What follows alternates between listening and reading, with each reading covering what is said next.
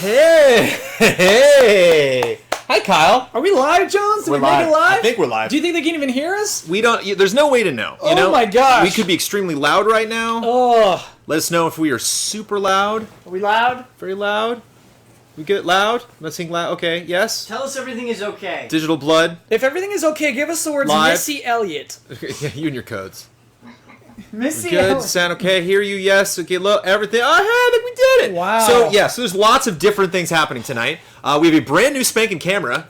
This is the camera we just shot Frame Trap on, and we are using this for streams. We'll be shooting the EZA Allies podcast on this. Missy Elliott.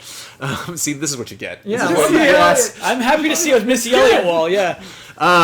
And we are not streaming a video game tonight. We might, depending on how the timing works out of the event that we have planned for tonight. We're peeking. We're peeking. We're okay. peeking. Okay. Which one is us? The black one. This is them. Okay. Yes, So drop gains that. down even more. Okay. Hopefully that'll do it.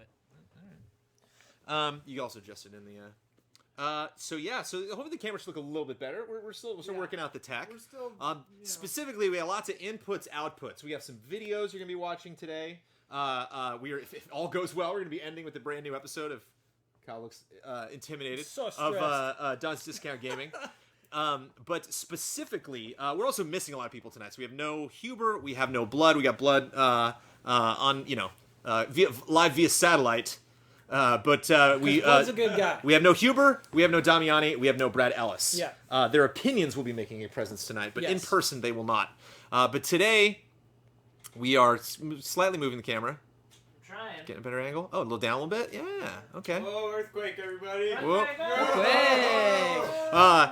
Tonight we are here to pick some of the greats, two of the greats. Yes. Everyone that you were looking at that is physically in this room has prepared statements, along with possibly some other people who are not, about what they think should be among the first two inductees into the official EZA Allies Hall of the Greats. And this is one thing we never did this at Game Trailers. We had our countdown, but we certainly didn't have some kind of like a Valhalla that games could be elevated to that we then would never worry about it. Right. Because it can't even. I just imagine all of the arguments. Thank you, all of these people resubbing. 12 months. We have our leather A's in chat. Fofi, new sub. We won't be doing too many new subs throughout the rest of the show, just to not interrupt people. But Wild Griffalo just straight up sub, so I think it's time to do it. You ready? yeah, all right. You're a subscriber now. So we'll Thanks, probably, Blood. that timing was pretty good. That was good, Blood. We'll probably do one after the induction to the Hall of Greats. At the end, maybe. Okay, sure. But I just imagine all of the arguments. Script Shine, thank you so much. Subbing with Twitch. Like once this inductee gets made, and then that comes up again in a conversation, and it's like, well, it's like the issue that I have with this game, and they're like, well, I mean, before you say anything, this is one of the greats officially. So Yes. Yeah. there's one only of the greats. so much you can say. You're like, oh god, I hate that we did that. Now I can't. Yeah. So there is huge stakes for these games becoming a member of the Hall of Greats. Not to mention, this is the first time we're doing Yeah. it, so you gotta wonder. A Ben Moore, a Don Casanova, a Kyle Bossman. Yeah. Comes locked and loaded to the first meeting. What's that game? Yes. What game do they hold Most dearly. more? I mean, I wouldn't necessarily say it is most dearly. It's like I think they think is most deserving. Yes. Because what was like my favorite game? I don't really know if this necessarily should be in Hall of the Greats. Yeah, It's this is like- all the favorites. Yeah. This isn't Hall of Favorites. It's not Hall of Favorites. This is Hall of the Greats. Greats. These games are one of the greats. These games held up when they were launched. They Not hold just up to me now. anymore. Yeah. They will hold up forever. Are you ready for me to have a explain the question. rules? Yeah, what's up? I mean, perhaps this is in the rules. Yeah. But let's say we do this again some other time, Yeah. right? Which we plan on doing. Once every 4 months. We're Okay. going to put it up Oh for a my vote. God. Okay. Yeah. So if a game, This changes things. if I try to get a game into the Hall of Greats tonight, Yes. can I try again some other time? Absolutely. As Hall of Okay. Fames work. Yeah. Okay. All right, Maybe all double down on your argument. right. Well, I just didn't know if I could should I throw one that I think is pretty good, but not like my Top Gear baby Yeah. into this one? But okay, cool. Throw in your Top Gear, baby. I think throwing in I my say we top start tier, baby. swinging. I'm swinging big tonight. I don't know how my game cannot be inducted into Hall of Greats. It's just that. Brandon's just a much more... He's just closer That to cool Mike. confidence. Oh, sorry. That Brandon just- Everyone's Sorry, everyone's everyone's moving not it. loud, but I am. Yeah. Okay. Okay, so here's how this works. I'll be honest with you all. This was inspired by me learning how the Pro Football Hall of Fame works. Ooh. Every time he says it. Yeah, it's All gotta right, be. well, I'll see you Football guys reference later. in Yeah. 3. So here's what they do. This is how they do the Pro Football Hall of Fame. Is they have a secret room where everybody who's nominated, everybody who's qualified, or at that point, has a person deliver a speech to explain, make a case for that person to get into the Hall of Fame. A different person? Yeah. I think that's insane. Somebody who's like already a member or something like that. So, what? You know what we should do then in the future? Next time, you submit the game you want, and then I have to make a speech about it. Everyone makes speeches about their other people's games. Yeah, we should. We should pull them out of a thing. Yeah. That's funny. That'd be fun. Just so there's no biases. So yeah, that's what we're doing. We're going to deliver speeches about the game that we think should be inducted into the Hall of Greats. Maximum 7 minutes. If it's 1 minute, that's a low effort. Remember that. the official timer? I'll time it. Okay. I'll time it. I can do it as well. Okay. So wait, there's If a anybody low can effort. My speech was going to be one word. Yeah, don't do that. Oh. The people don't tune in to watch one word. You don't get it. We gotta feel emotion. Make a case. Yeah. Does it matter how fast I speak? No. Okay. If you want to talk slow, Don, I trust you. That just threw up all my expectations. right I'm there. filling that 7 minutes, baby. Filibuster. At the end of the 7 minutes, we're going to do a Q&A where the other people who are concerned, maybe that game doesn't belong in the Hall of Greats, we will pose our questions. We are not attacking the person who just gave a speech. We are attacking the game. That is important to remember. There are 3 videos we're going to watch where Michael Damiani, Michael Huber, and Brad Ellis all deliver their cases for their games that they think belong. We're going to vote on those 2. However, if those games are involved in a tiebreaker, they will lose a tiebreaker. Well, what about spoilers? Yeah, we probably maybe want to be careful. Try not to spoil the game too much. Yeah, all right. Depends on how old it is, I guess. Sure. Sometimes a spoiler is a part of the game's greatness. Yeah. If it is outside of the EZA's established spoiler time sphere, all bets are off. And most games are out of that spoiler time sphere. Okay, so here's how it works. Okay. We are the only 5 people here. Yep. We're the only... Oh, and Bloodworth. Bloodworth can vote too. Bloodworth, can you put up a 3? A 3? Give us a 2. And a 1. I like this. So that's how voting works. We each have 1 3 vote, 1 2 vote, and 1 1 vote, points-wise. Okay. So the game you want into the Hall of Greats the most gets your 3-point vote, Are Blood. you going to take track of this with paper? Yeah, we'll count it up. We'll Okay. tally it up for each one at the All end. right, good So enough. once every game has been, all the speeches are done, all the Q&As are over, then we're voting without comment. That's gonna be hard. Voting without Right. comment? Right. If you're mad at whoever Blood gives a 3 to, you can't say Blood, come on. You know what I mean? We just go through all the votes. Right. We just make it happen. Nobody Respect the process. respect the process. process. Thank you, Ben. And you can put a bunch of points on your own game, obviously. Yes, you can Yeah. put 3 points on your own Oh. game. Absolutely. Oh. You can put the most points on your own nominee. Yes. Yeah. Okay, I think we're ready. I think it's gonna go alright. Don't be I'm stressed. We so got it. stressed. We got it. I'm It's gonna so be okay. stressed. It's gonna be okay. Everyone just be nice about this, because Oh. Kyle really put a lot of heart into it. I put a lot of heart into it, but not. I have half the preparation I And you wanted. put a lot of brain into it. Yeah, I I put think- a lot of fist into it. Right. I think when Kyle's this stressed, I think we're on the right track. Yeah. Yeah. I think Yeah, we're, yeah. we're doing If what Kyle needs to be thinks done. something We're is at least simple, doing something. it's going Yep. to be really complicated. Yeah. Yep. All right, Jones, we're going to have you go first because you are the most confident. Oh my. So you take the middle of the couch. Wait. I feel like the His confidence videos phase. should go first. The videos first? The videos should go first because they're not here. Okay. That gives the people who are here, Okay. something to that's cool. argue Oh, against. this also gives me a chance to eat a slice of pizza while I'm Yeah. Also true. Pizza time. Pizza I time. have a question for the room, actually. Should we do Q&As for the videos? Should we just do a Q&A amongst ourselves, like a 3-minute discussion? I think it'll be a discussion. Yeah, just Okay, we'll do that. Yeah, later. we can do a We'll discussion. do a Okay. 3-minute discussion. Okay, so first up is, we'll see. Boop. Huber, Michael Huber. Let me raise him up to Ian's eye level. So he's here on the couch. We're He's here on the pretending couch, you're on that the he's couch here with with us. Okay. Huber, you look good. Yeah. We all good to play it? Should I play it? Yeah. Oh man, this is hilarious. Here we go. Hello, allies. How's everybody doing can't hear tonight? him. Hope you're doing well. Sorry I can't be there. Chat can hear him. We heard him. My nominee for one of the greats is Resident I'm sorry, Evil. wait, I gotta pause. We gotta pause. Gotta We're having a pause. weird tech problem. Okay, so I'm going into here. We could hear them before. Something happened in the windows. System sound, default speakers. I'm gonna go to Yeah. Real tech. Realtek's not an option. Keep going. How's the pizza done? Keeps going. Oh, there we go. Realtek.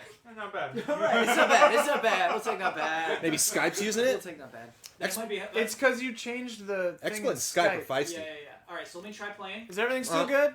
Camera's now framing. Hello, allies. Sucks now. Oh my How's- god. Well, if the video plays and it's framing, I think that's okay. Yeah. For No, Sure. we're framing. Now we're framing because of one weird thing I did. Oh no. Everything's falling apart. And we still can't hear Hubert. Yeah. All right. So what I do? I went in here. I did system sound. Do we want to do real tech? The other one? Blood looks good though. Try we it. got that. That's Blood's fine. looking good. I like that. I like that. Blood looks great. Blood. Well, you look fantastic. Blood fill time while we try to work out the kinks Yeah, here. blood fill time. We'll see how long my arm holds up. I'm holding my phone. This is how this shot. How's everybody doing tonight? Oh, no. Hope you're doing. You can't prop it? Just remember to plug the phone in. Oh, okay. So it's still super framing on our part. Oh my god, I hate it. I hate it. I hate it. I can hear the video on delay through the screen. Yeah, maybe we just let chat hear it. I think that's it. Yeah, the speakers. It might be Windows. But you guys have to too. vote. Yeah, I know. It sucks. Hello, allies. How's everybody doing tonight? Hope you're doing well. Wait, Sorry I can I can't be hear there. You can hear me now, right? My nominee Not loud for according to one you, of the Joe. greats is Resident Evil Remake. Oh, I just heard myself. You thought I was Yeah, going to I say can two, hear me. didn't you? Yeah, well, Remake. For a couple reasons. One, the first reason, the main reason, Kyle Bossman, I hope you personally are listening and paying attention right now because I'm about to speak to your soul. Context. Resident Evil was the first game I ever played with a real-world type location and a real-world setting that felt real. It felt like real life. Simply, every single thing in that game exists for a reason, from the zombies being affected by the outbreak to the hunters being released as bioweapons to the tyrant being a massive experiment and the perfection of the T-virus, to the documents you find in the world. They paint this epic backstory. I've gone on record saying this multiple times, and I know it can be frustrating to hear Easy Allies compare everything to Dark Souls, but before Souls ever existed, the way I looked at video game worlds and the way that I imagined things had happened before they actually happened, the Resident Evil Remake, or Resident Evil specifically, was the first time that I had ever done that, just itchy tasty, reading those documents. Next, I don't really care about graphics, but it's still one of the best looking games of all time. Again, graphics, whatever, but, some people care, so it's definitely a mark in favor. And the characters. You think of video game characters, iconic video game characters, and Resident Evil has some of the best heroes and villains in the history of video games. Albert Wesker, always on the top of the list, always in the conversation for best video game villain of all time. Jill Valentine, Chris Redfield, Leon Kennedy. I know he's not a Resident Evil Remake, but Jill and Chris, always on the list of best heroes in video game history. Just extremely memorable characters from Resident Evil that are still going strong decades later. Next is imagery. I dream about Resident Evil Remake, and that speaks volumes to the quality of the game. I ask each of you watching right now, I ask anyone in the audience to think of Resident Evil Remake right now. What do you see? You probably see some insanely memorable moment, and that is throughout the entire game. I bet you see that initial mansion lobby. Going into that lobby, it's one of the most memorable things ever. Or Barry kneeling down on the blood stain, and of course, who can forget? Who can forget that? These images that this game has are just impactful and meaningful. And yeah, I'd briefly touch on this, just the lore, the context of the lore, the remake adding Lisa Trevor, expanding on the lore and expanding on the reasoning that George Trevor had to build this sketchy Spencer Mansion because his family was taken hostage and at risk. And none of this is overtly expressed to you. It's all just sprinkled throughout this beautiful game, this beautiful story. And yeah, I want to end on a note of that it holds up. That it holds up. And to me, that is the most important factor in a game being one of the greats.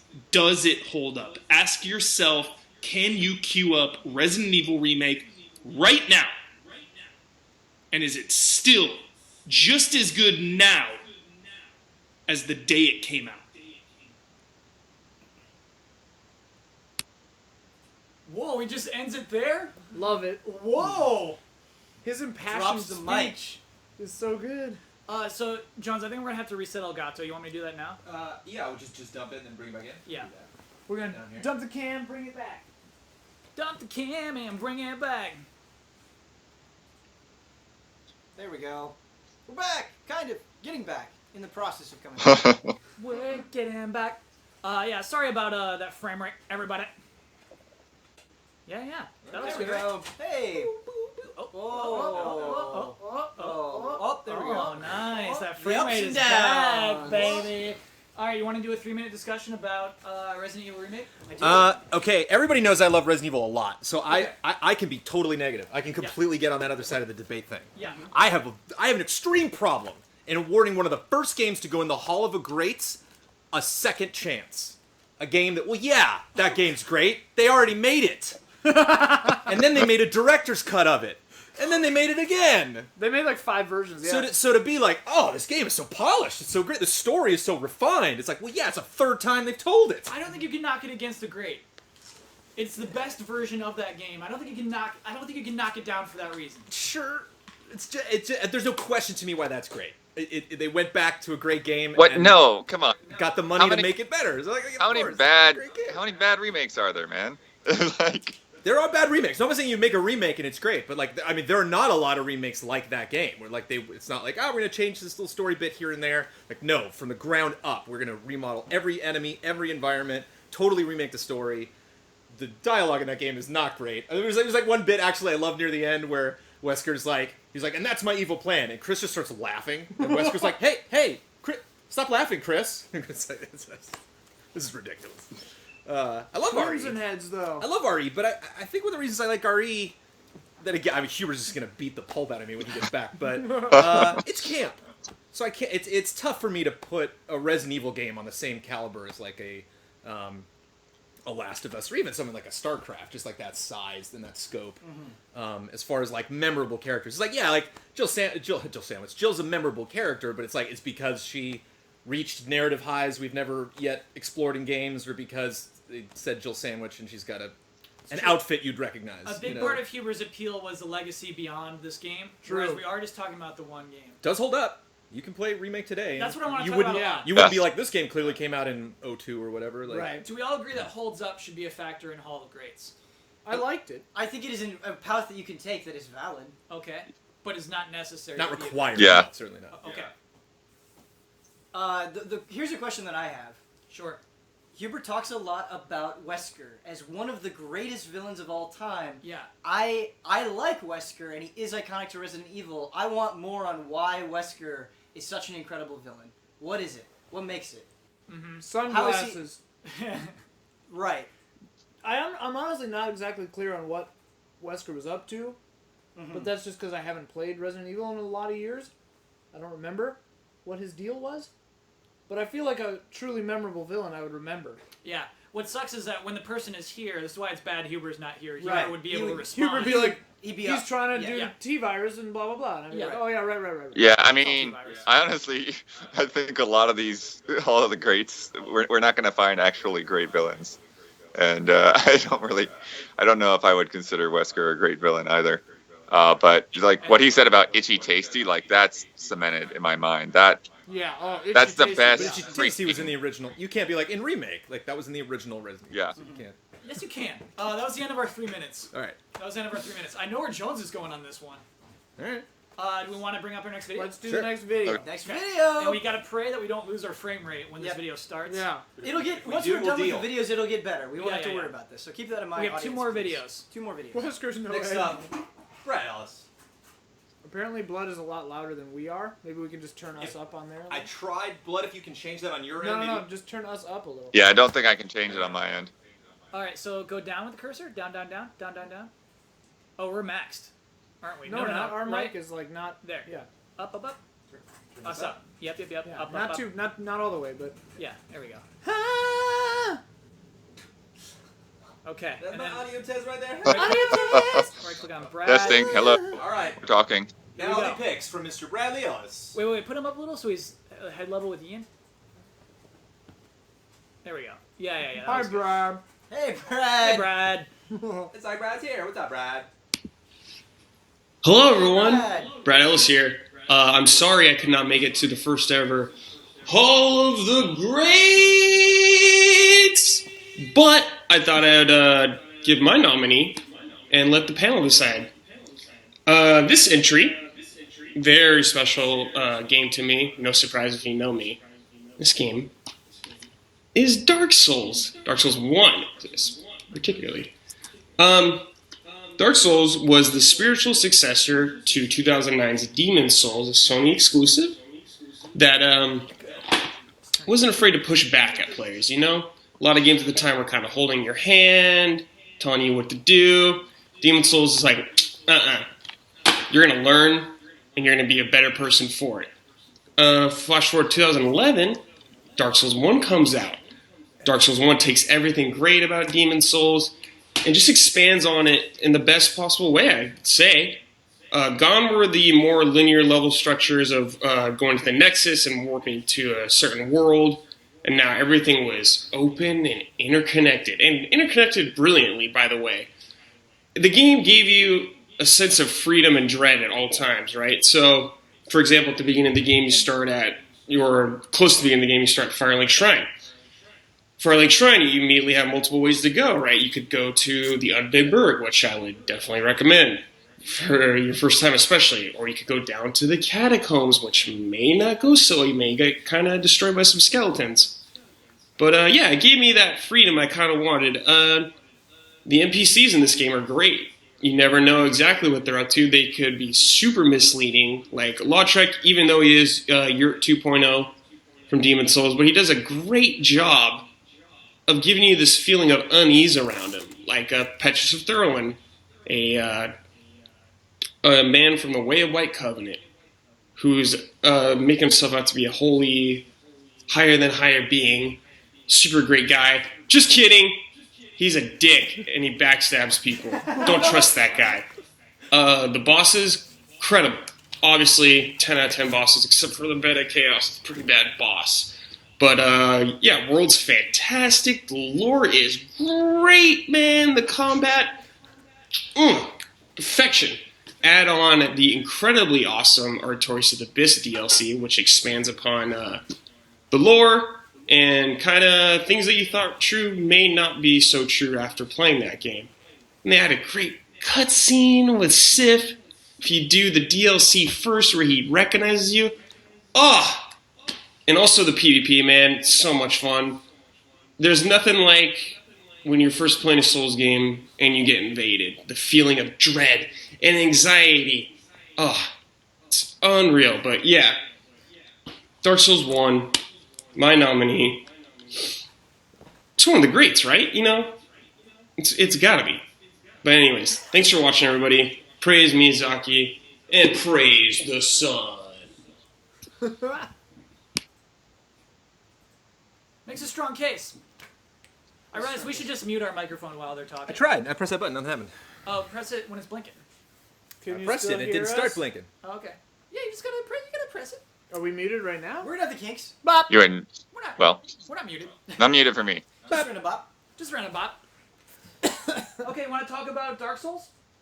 I want think to they made a hear good these case. two weigh in. The Yeah. floor is Okay. open. They made a good case. The only point of contention that I have, combat is not perfect. Ooh. It's very good, very different, but just the hitboxes on some of the enemies, the tracking on some of the moves feels a little bit cheap. It's something that they've refined a lot over time. But to say the word perfect, I don't think is quite right. They're just saying blood is too loud. Yeah, come on. Yeah, and like there are 3 games that exist after it that refined the combat even further. Yeah. At the time, Dark Souls 1 had the best combat, then Dark Souls 2 did, then Dark Souls 3 did, then Bloodborne did. We're back to the holds up conversation. In this case, in the case of combat in Souls, Yeah. on the whole, I think the Souls combat is the best. Yeah. But they've improved it over time. I think. Yeah. Yeah, I I mean, mean, I guess that's the discussion. Is a better version of Dark Souls, does that belong in the greats? Brandon says no, though. Brandon says, hey, they reiterated this game.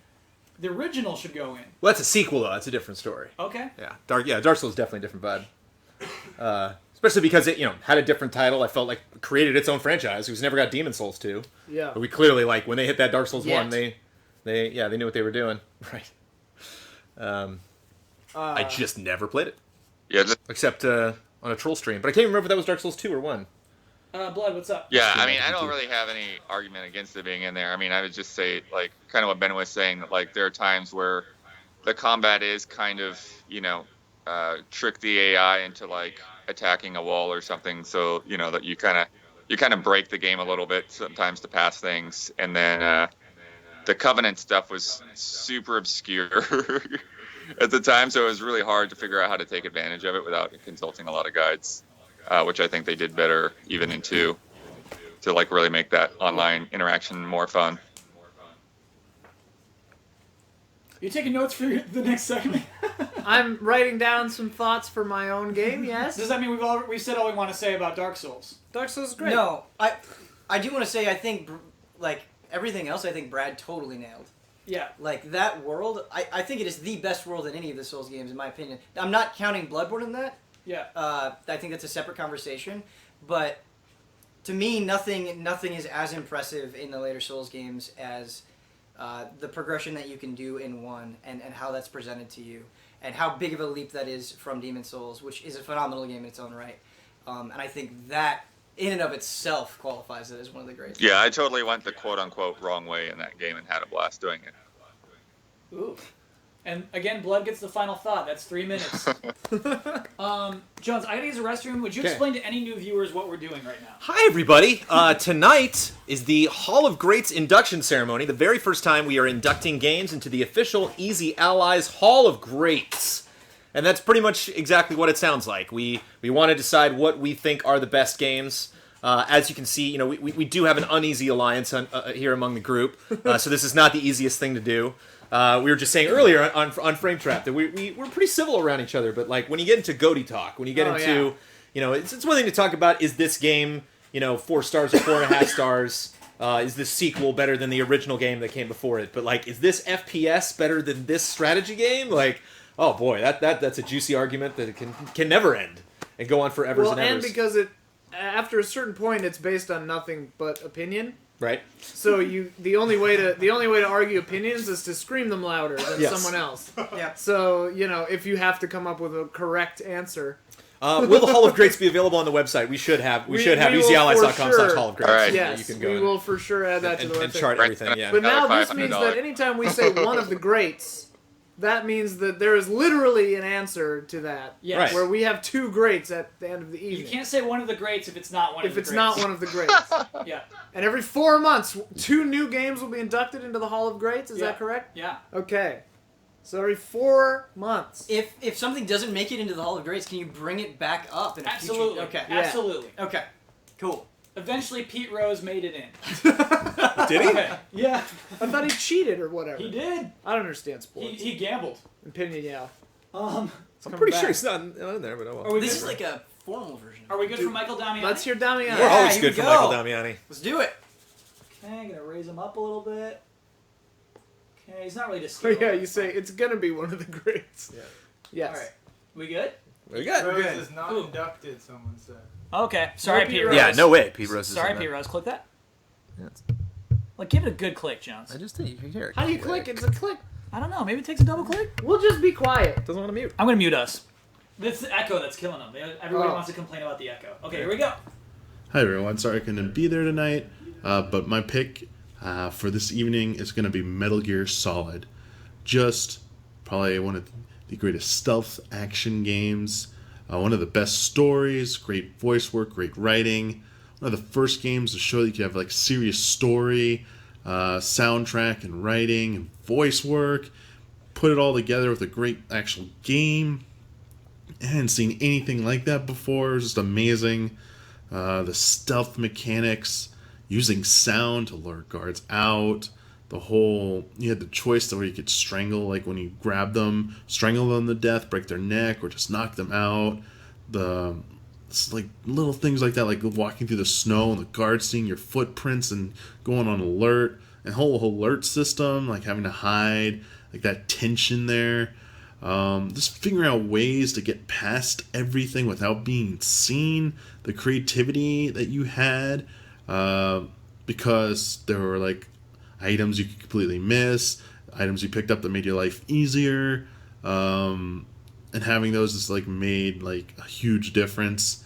And no matter what, eventually you still had to have a showdown with these boss characters, and we're just like, whoa, it's just insane, crazy bad guys, and makes for some of the greatest boss battles in the history of video games.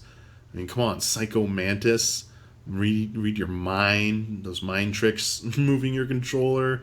You could read your memory card if you had other Konami saves. You gotta plug the controller into port 2. But the tension in that battle as well. Every boss battle is gonna like Revolver Ocelot, just like the whole gun shootout thing going there. Gray Fox, Hurt Me More. Gotta like track him down, hand-to-hand combat. So good. Same thing with the hand-to-hand fight with Liquid on top of Rex. Fight with Metal Gear Rex. Jeez, even Vulcan Raven, Sniper Wolf, the sniper duel, but you could use like a remote missile to cheese it as well. Again, going back to those options, like just those boss battles and then the stories behind these characters, their background and their development that you see about why they are the way they are. This was, again, there's just like nothing like it, and and then like Kojima's quirks in the game, from like the back of the box, looking up the codec to call Meryl. It's just stuff like that. There really wasn't, there just was not a game like Metal Gear Solid. And when it came out, it was just, in non-stop memorable moments and great gameplay, great combat, great boss battles. Story is so good. Showdown with with Snake and Liquid. The whole getting you to believe that you got to use the PAL keys to disarm the nuke when he's really using you. And the choices, like you had optional stuff, or not optional, but like branching stuff. You could either try and outlast Ocelot on the torture chamber, or you could give in, but then Meryl's fate was in his hands. There's like the multiple endings, or 2 endings, depending on that as well. It's just intense, and again, the music, even for that game, was so good. I know everyone gives like Metal Gear Solid 2 the props to the theme, but Metal Gear Solid 1's music is really good. Encounter, really good stuff. So, and just at the time, still looked good. I still like the combat in that game probably more than some of the other ones. I actually preferred over CQC. So, it's just always going to be up there. And, gaming owes a lot to that game's existence. And, it's it helped pioneer a lot of things and deserves all that credit and more. So Metal Gear Solid, one of the best games ever made, easily. So that is what I submit to you tonight. So we'll see, but that is my pick. So I will see you all later.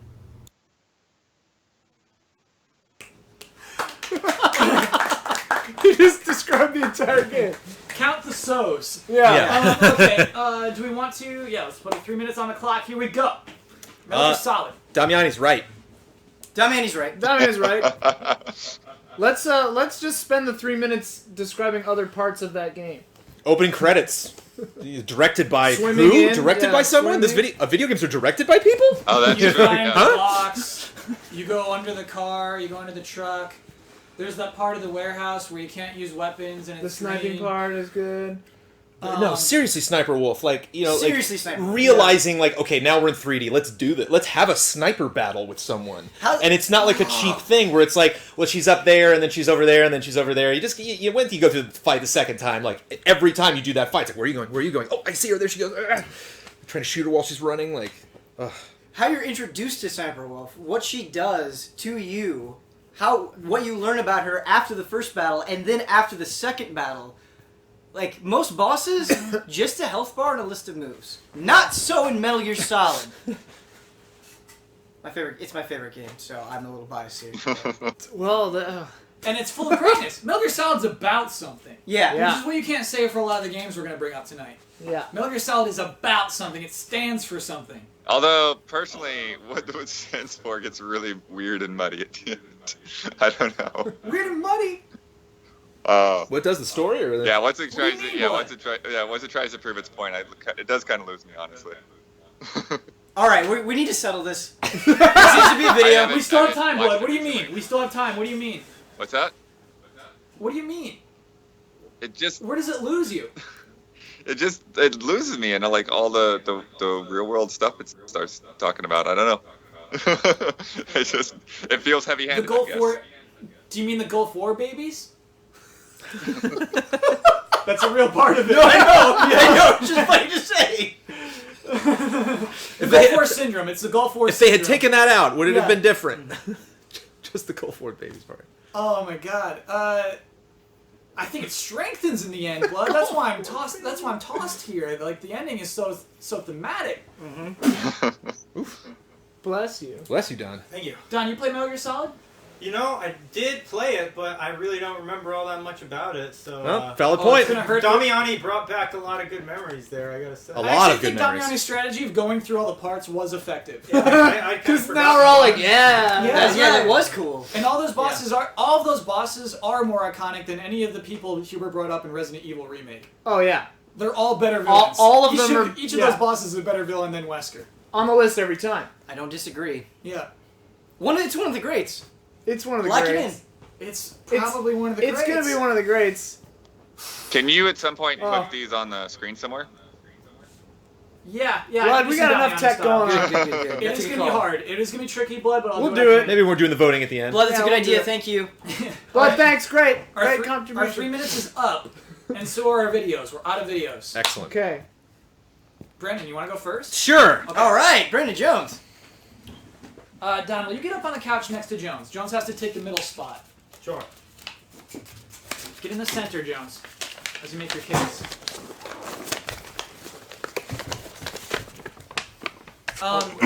Jones, I will tap your shoulder when Okay. you have 10 seconds left. Thank you very much, Kyle. 7-minute limit? Yep. Oh, God. Maybe 30. Give me 30. Limit. Give me 30 seconds. Okay, I'll tap your shoulder when you got 30 seconds left. I'm nervous. Me too. But you can end before 7 minutes. Yes. You absolutely can. Yeah. I love all the guesses going on right now, too. This is so fun. I'm not seeing it in there. Nice. I would like to propose a video game called GoldenEye 007 Whoa! for the Nintendo 64. Without question, one of the greatest games that has ever been created, an absolutely instrumental chapter in the history of the first-person shooter, and a game which absolutely, proofed by Easy Allies and game trailers, holds up to this day. But I want to talk about two things to begin that were enjoyable at the time, that really placed it, kind of cemented its place in history, but now don't really hold up, but is fun to look back.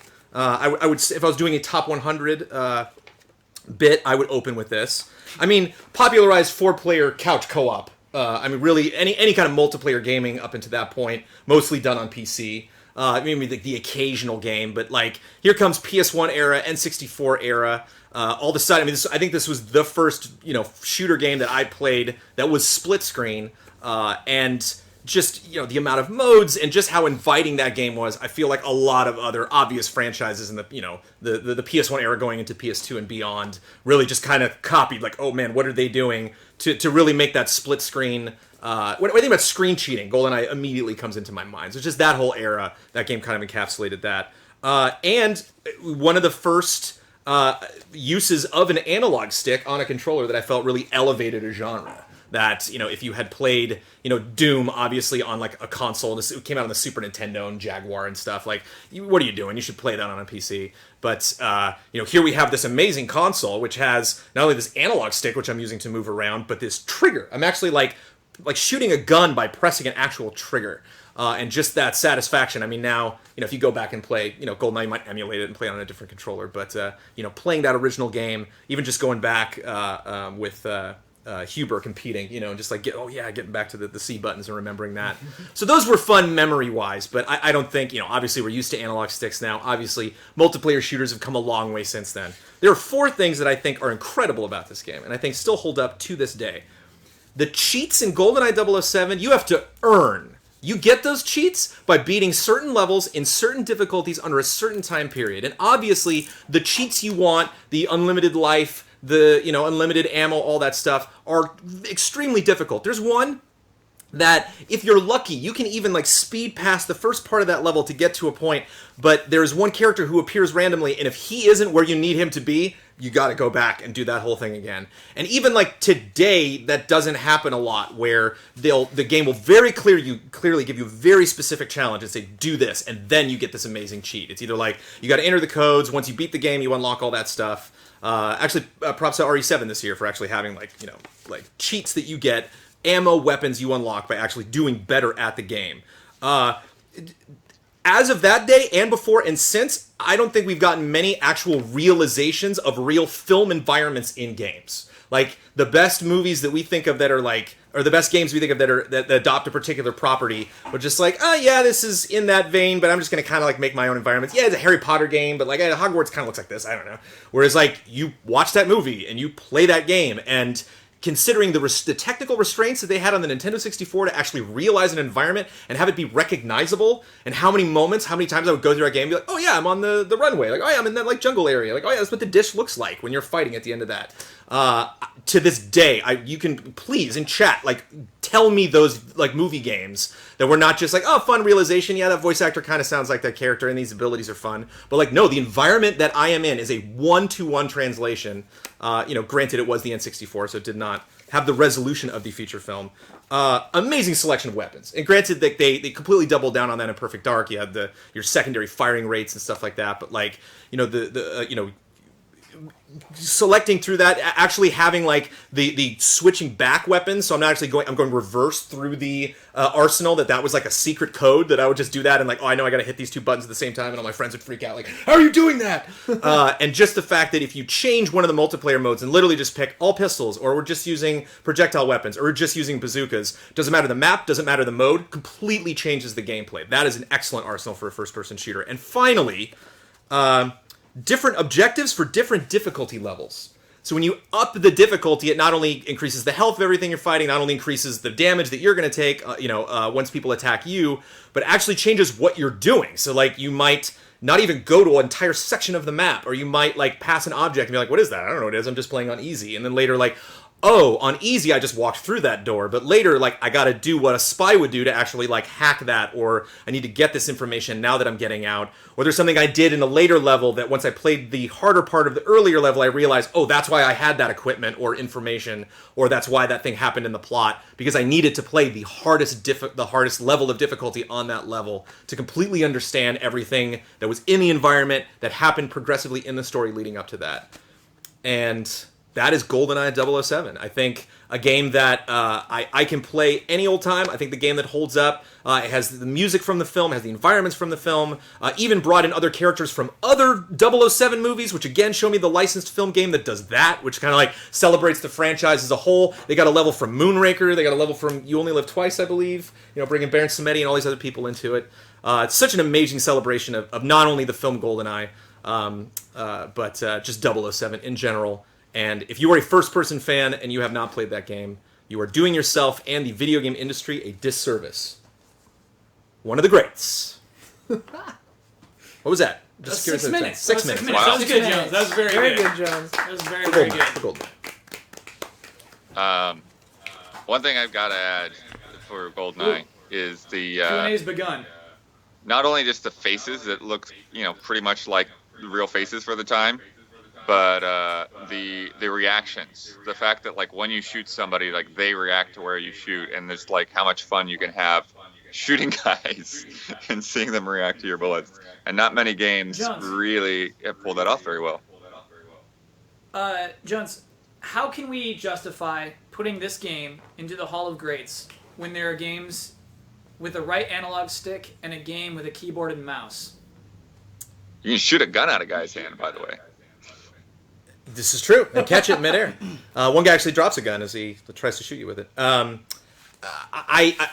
don't think we should bar games by controller. I think if you, because of the reason that I think if Nintendo ever wised up, or United Artists or whoever's holding up on that license to actually like get a remake of this game, you could put this game on dual analog sticks and it would totally hold up. Like you could play that old game, that old engine, that old frame rate, just with a different controller, and I think it would completely adapt to it. I don't think it'd be like, well, no, I need those C buttons to make this work.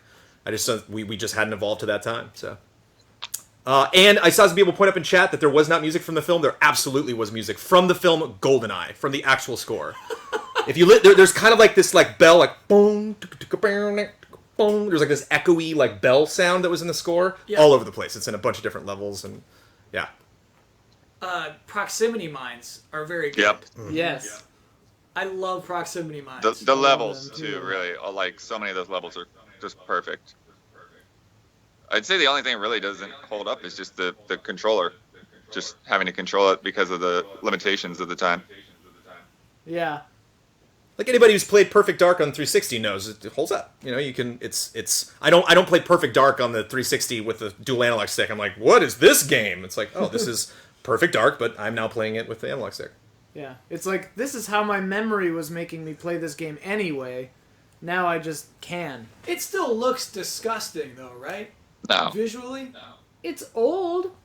I mean, if you say GoldenEye 007 looks disgusting, then Super Mario on that 64 looks disgusting. No. Then the Super original, Mario then the 64 is second beautiful. Mario Kart There's a looks disgusting. distinct difference. Super No. Mario 64 No, is a beautiful you want to game. know Yeah. what actually looks disgusting is like Turok 2. Turok 2 doesn't look very good.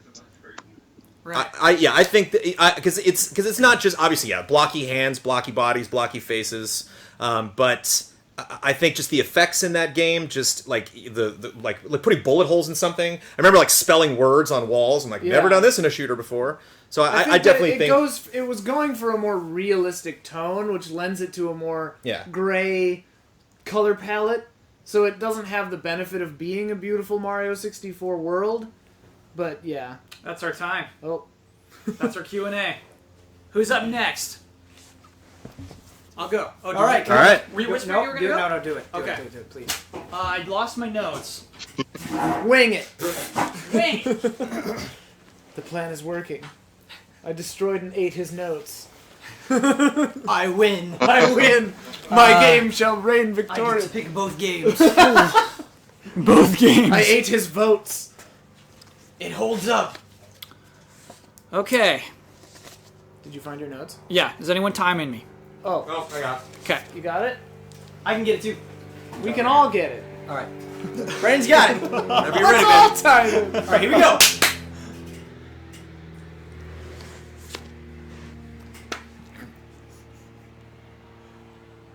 The game I am proposing for the Easy Allies Hall of Greats is Mega Man Legends. Allies, I think it's time for this game to be recognized as one of the greats. We need to prop this game up. This is a game that is ignored, that does not get the credit it deserves. And, most importantly, it holds up. When you look at this game, if you have no idea which game you're talking about, I understand it's a dead franchise. It didn't continue on like some of these other games did. And then we use those memories of the franchise to affect what we think of this one game. We're strictly talking about Mega Man Legends. If you look at a screenshot, I don't care what you're looking at. That is a gorgeous screenshot. Google any screenshot. The visual effects of this game still hold up. The faces. You hear me talk about faces. The faces in this game alone qualify it as one of the greats. Because, Don, they're animated faces. You can tell an expression of these characters. It looks like they're speaking because they made an artistic choice on these character models. Way ahead of its time, still looks good. You still know what Mega Man is feeling because of how good the facial animations are. But let's talk about something else. About our list. About our Hall of Greats. Currently, I don't see any Zelda games nominated. And we're going to need something from the adventure genre.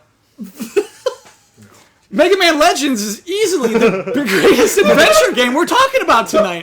Because I realize what you're talking about. Like, Mega Man Legends is an adventure game? Yes. Yes. Mega Man Legends is an adventure game. They had the PlayStation 1. They said, how are we going to bring the Mega Man to the PlayStation 1? How are we even going to do that? They didn't just make a 3D Mega Man. They made an adventure game. They said, let's just make a whole Zelda game that's slightly better than Ocarina of Time. Let's just do that. Let's make an adventure game where you have a little blaster attached to your arm. And that you can upgrade that blaster. You can switch out that blaster and change weapons. Do you want to know one of my favorite parts of this game? Yes. One of the parts that I think make this game great, make video games great. Mega Man Legends makes video games great.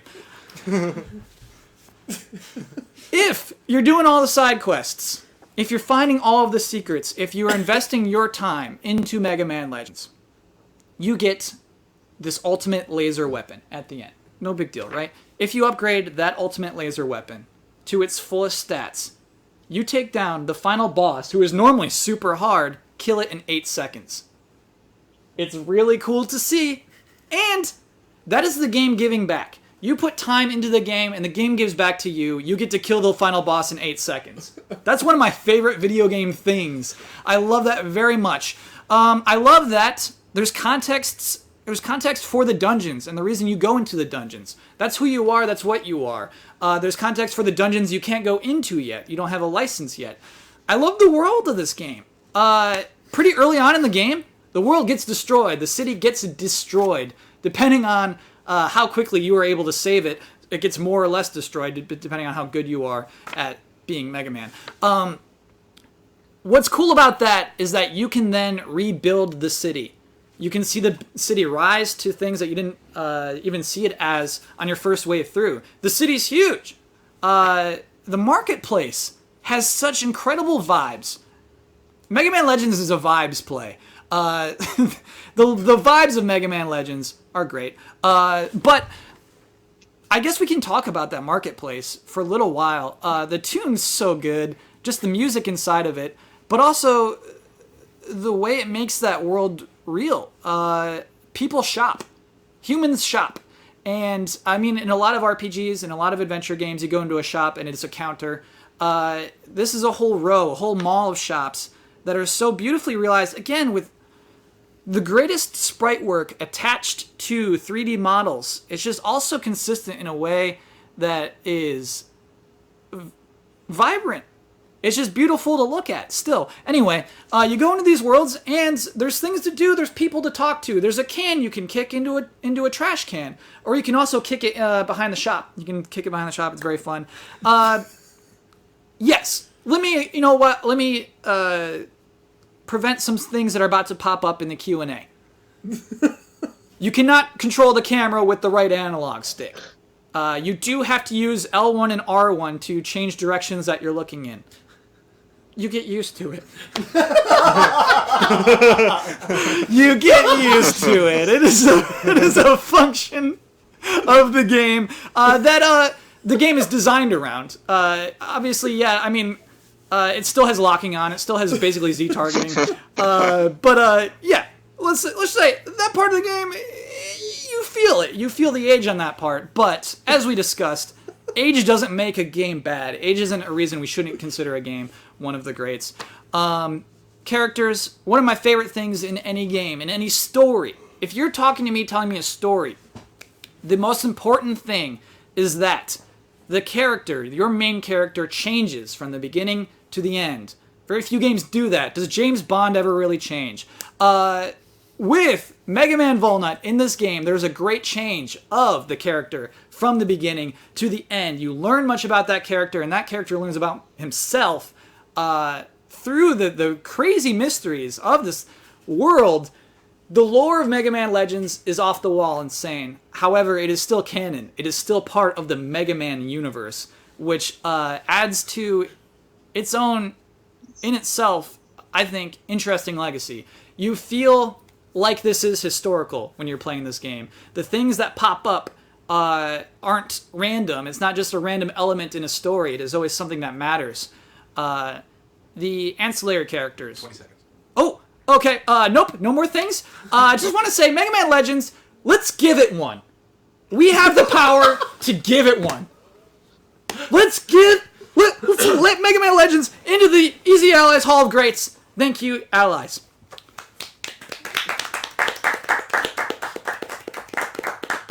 Well, the speech was fun. I kind of got through all those I'll things. tell you Okay. what I want. All right. Honestly, in my gut, I want Are we to 3 hear... minutes on this? 3 minutes, yep. Okay, sorry. I want to hear Kyle pitch this game Yeah. for the next 3 years. I want just like a whole different Mega Man Legends approach.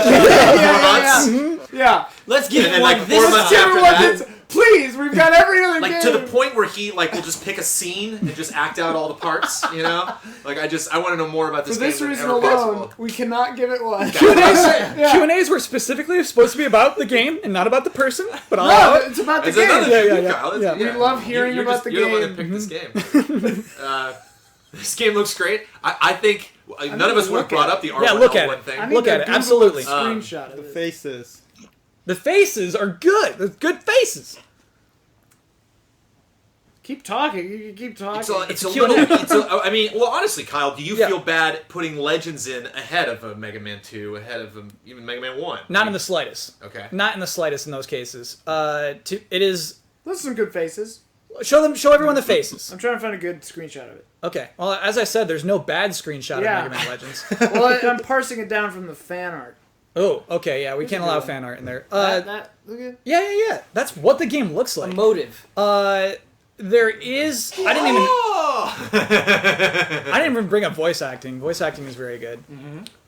Yo, this game has voice acting? Yeah. That's pretty cool. For a Mega Man adventure game, I'm amazed at how well you get to know the villains. You get to know them as well as you get to know the heroes. And so when you interact with them or go up against them, that matters. And that's a big deal. You build compassion for them. You build compassion for them. Yeah. And think about the compassion that you built for villains in prior Mega Man games. You didn't, not really. Not in the same way that you do in Legends. It's a step up. Yeah. Do you still get their powers? You do not. Oh. You get alternate Change powers. from form. Interesting. Blood? Thoughts? Mega Man Legends is a hard game for me to have thoughts on. I don't have enough familiarity with it. It's a really sad day. You have familiarity with Kyle. Oh yeah. That's not about me. It's about the game. This whole thing is about the games. Tear Kyle down, will you, Blood? Well, but this, I mean, real talk. Like, this is the first game mentioned that none of us have. You have a reference more than the rest of us. I've beaten You've Mega Man beaten Legends. the Yeah. Legend. Okay. Yeah. I don't think Mega Man Legends plays very well. Okay. That's my argument.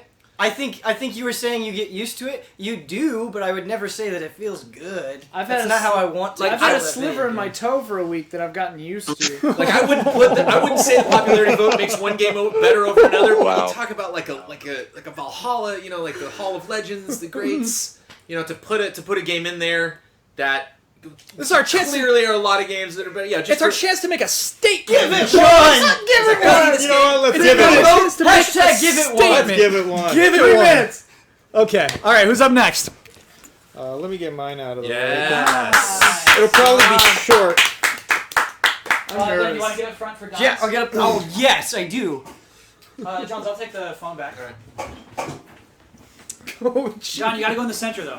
okay. Yeah, it must be center Oh, count. it's okay. Well, It's then- okay. It's okay. Oh, I'm sorry. I'm No, sorry. it's fine. I don't need to be in the center. No, yes you do. Yes you do. It's Yes hard, you do. It's hardly going to Yes, you do. improve my argument, but we'll see. Who You knows? just- It's gonna help.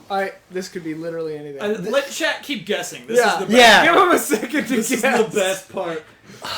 Pac-Man. No. It's not a black Pac-Man. box right now. Yeah. What are you gonna pull out of your hat, Don? Anything. Well, I'll tell you the first surprise. This is how I know no one will see this one coming. It's something from this century. Is that the first? I believe so. The first game I've ever recommended from this century. Okay. The game I chose is I chose it. First, I'll tell you why. Because it is the best open world Whoa! ever created in a game. Wow. Don't look at my notes. Don't say what it is till the end. All right, let me tell you what happened to me when I got into this game. I gotta jump over a couple notes if I'm not gonna say it till the end. You can't. I'm just kidding. Yeah. No, I turn on the game and I start playing the first few, tutorial type levels that they have to introduce you into the game. And the first moment, I'm so excited to get into this world, the first moment that they release me from the missions and I'm free, I just head out on the open ocean, southeast, as fast as I can go, okay? Black Flag is the game, ladies and gentlemen. All right. Yes, Don. Yes. What I did was I left the story mission behind as fast as I possibly could, and I just headed southeast into the ocean. Now, I traveled around, I found some random beaches, I took on some boats who I was hardly equipped to battle. I think I only had one, the most basic mortars maybe, and I just explored. I started checking out things before I was equipped in any way to do it. And I spent, I want to say, maybe like a week of real time, like in reality, checking out the ocean and the islands and the places I could go. Now, there are all these regions of the sea you can't get into because there's just fleets of enemy ships there, really dangerous waters. But I could test them. I could, go in and run away from them and start checking things out. Jump out, swim around in my boat, or swim away from my boat into the deadly water, swim back. There's islands you can approach and get on. There's dozens and dozens of islands that you can't get on. They're inaccessible. They seem inaccessible. I didn't know they were inaccessible when I first started playing it. So I spent a couple days of real world time just floating around all these random islands, looking with my periscope at them, trying to find access points, ramming up alongside them, and, Damiani style, jumping off the mast at the top, jumping off the front of my boat, trying to find my way onto all this inaccessible terrain. Finally, I realized, I had to go back to the story in order to just unlock certain basic weapons, and I needed to equip my ship and all that, but I did it for the bare minimum. I did it just to get the diving bell and everything. Once I got the diving bell, I was free again. Now, to this day, I probably couldn't tell you really what the story was about, other than I believe the character I was supposed to be was Captain Kenway, but I was Captain Don in this for the entirety of the game. I believed in this world so much, and I love this world so much. It might have to do with just the region itself. For some reason, appeals to me. Okay, the Caribbean and just how it is, everything about it. One of the most interesting moments I found was when I found a small little spit of land, just a little piece of sand with a rock, a single palm tree, and I got to the island and I started walking around and there was nothing there. There was not a buried treasure. There wasn't any icon. There was absolutely nothing on the island, and I was like, this is perfect. I stayed on that island for that whole day, like that gameplay session, when I got home after work, I stayed on this tiny little island that was only maybe 50 feet long. I swam, I rotated the camera. Let me tell you, when I was visiting the Caribbean, there was an afternoon I spent where I was just floating on my back in the water. And I did the same thing in the game, and for some ironic reason, it was almost as satisfying as really being there. And I'm sitting there on this desert island playing this, and I'm thinking, how ironic is it that if I were really on a desert island right now in real life, this is what I'd want to be doing. I'd want to be playing as this character on a desert island while I'm actually on a desert island with nothing to do. So it's really bizarre that way. Let me look back here to see some other reasons why this is a Hall of Greats. Yeah. Oh, yeah. So this is what's interesting. I don't know. When's the last time you've done this in a game? So I not once in the entire playthrough, I played the game for I think 6 or maybe 8 months of my life, which is a pretty long time. And not once in that entire time did I use the fast travel system. Even once, except when I was almost done with the game, some event popped up. The multiplayer events pop up, like a whaling event or something like that. I accidentally pressed the button, and it warped me across the entire side of the map after I'd spent like 6 months traveling everywhere in real time. I mean, I'd walk. When I would get onto land, I'd walk. I wouldn't run anywhere. I'd walk. So I really took my time in this world. And once I jumped across the map, it changed the game forever. It'd be like, it's bizarre. It'd be like us in reality, and suddenly you're like, blink your eyes and you're across the city. You'd never forget that, and it would kind of ruin a lot of things for you. You'd want that fast travel system then. But yeah, just west of Cuba, in the middle of the night, I'm drifting along in my boat. There's a fort, an island with a fort I come to, and this is out of my leagues. It's being patrolled by a big giant galleon. And I say, you know what? There's a storm brewing. There's lightning and rain falling. I say, you know what? Element of a surprise. What have I got to lose? And I went in there full speed, under-equipped, and I just sort of circled the island as fast as I could. Lightning is flashing. Rain is pouring down. The galleon is chasing me, and I'm bombarding the fort. I pierced their barricades so that then you can, jump off your ship and get onto the island and fight your way up with my swords. And I ended up taking the fort before I probably was supposed to. And this memory, I'll never forget. It was one of the most exciting moments in my life with the rainstorm in the middle of the night, taking that fort, just myself. I was not equipped to do this. 15 seconds. Take us home, Don. Let me see if there's any last notes here. I don't remember what that's in reference to. Anyway, this is all personal, my personal experience with it, but I guess that's what an open world should be, and for me that's what it was. Maybe I'm biased because I just like the geography of it, but it reminded me of it wasn't, there was nothing like it since when I first played GTA 3 or Grand Theft Auto 3, which obviously revolutionary for lots of reasons, when I would just drive in a car and park in an alley and I'd listen to music for 2 hours of real time, and just sit there in the wherever I was playing it and just hang out. I'm so sorry. Rules are rules. You've gone way over. Oh, okay. Excuse me. I told you I was going to fill that 7 minutes. Yeah. He was planning to speak fast. Wow. Oh my god. Go ahead. I'll start with this. Yeah. Any of the games that we proposed tonight, maybe with the exception of Dark Souls, would the game really try to fight you if you just started out and said, I'm going that way. Screw you, game. Yeah. I'm not going towards the direction you were pointing me in. I'm going to go that way and play the game for hours and be fine. Yeah.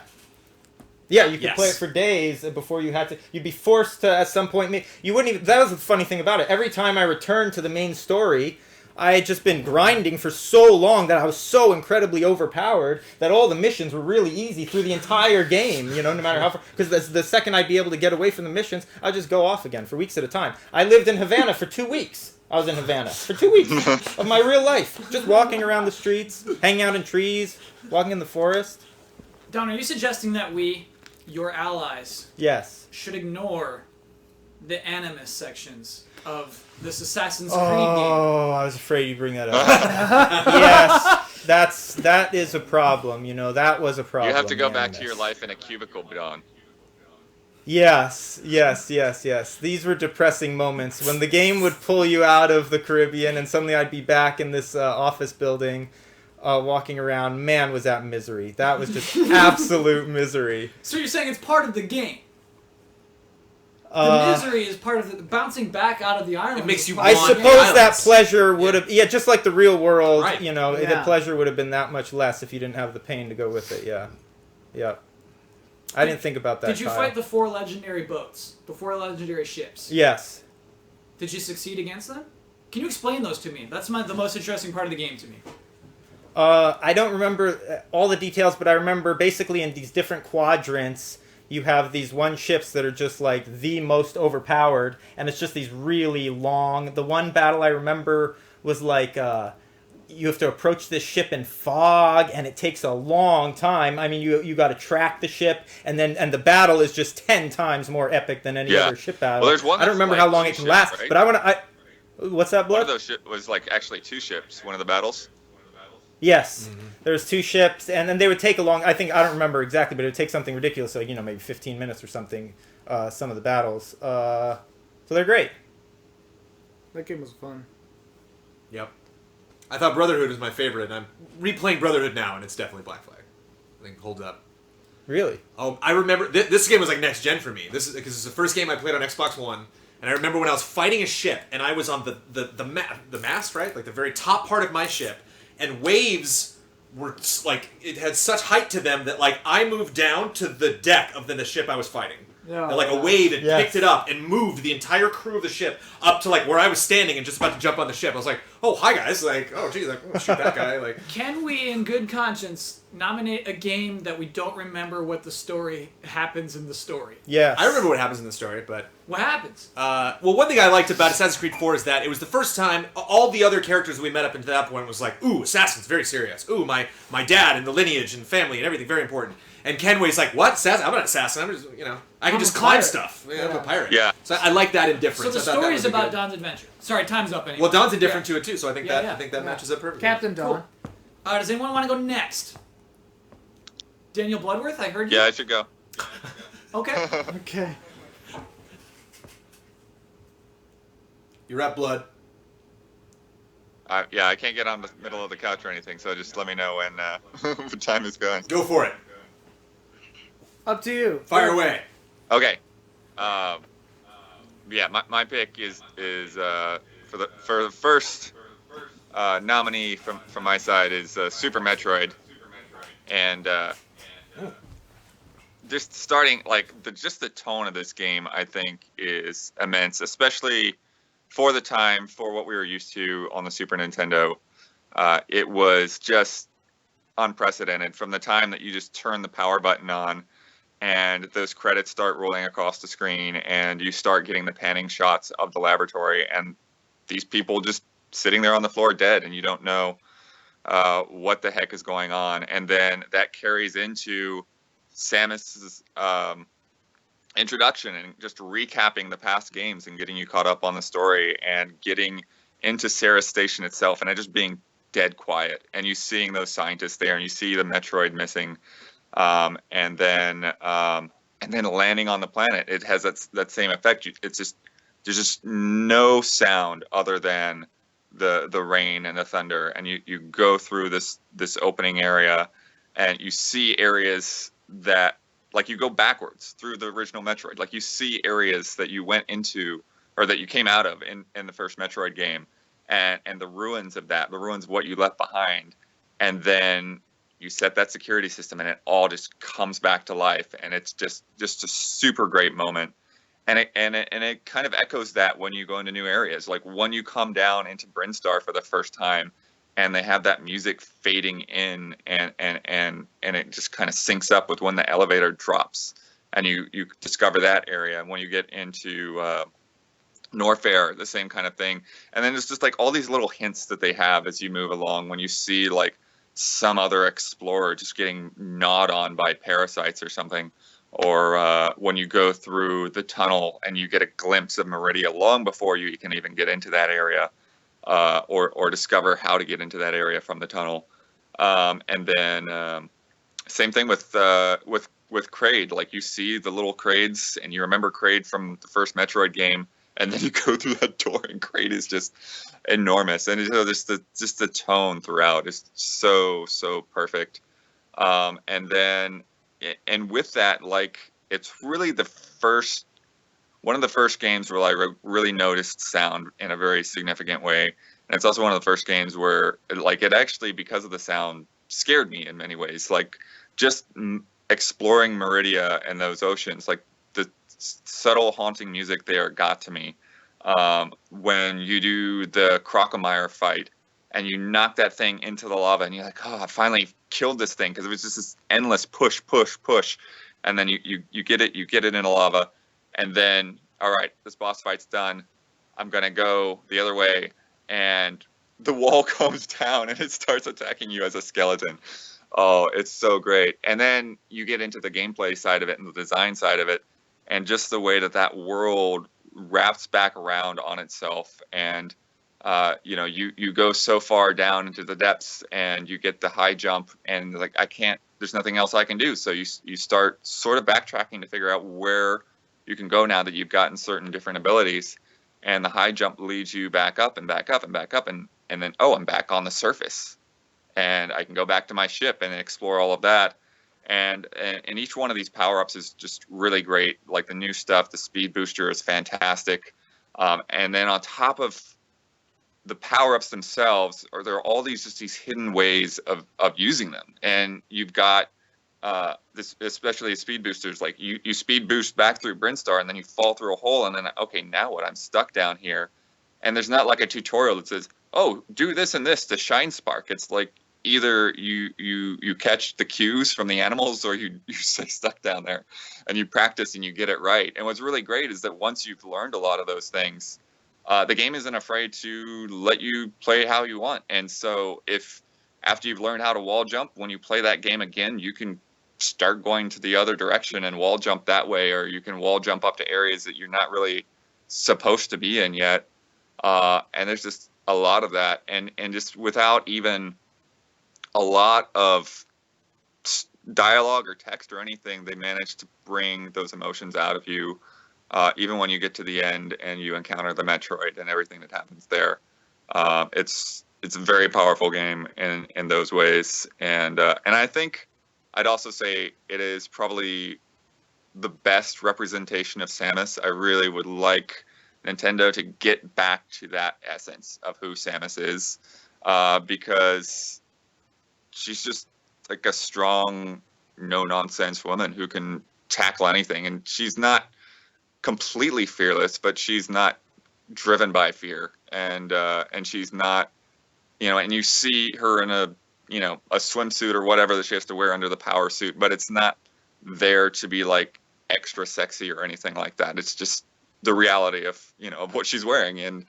And so she's just like a really great hero to look up to, and I think just all of that stuff comes together. The graphics for the time are amazing. The music, the sound effects, the level design, it just comes together as to being just one of my favorite games ever.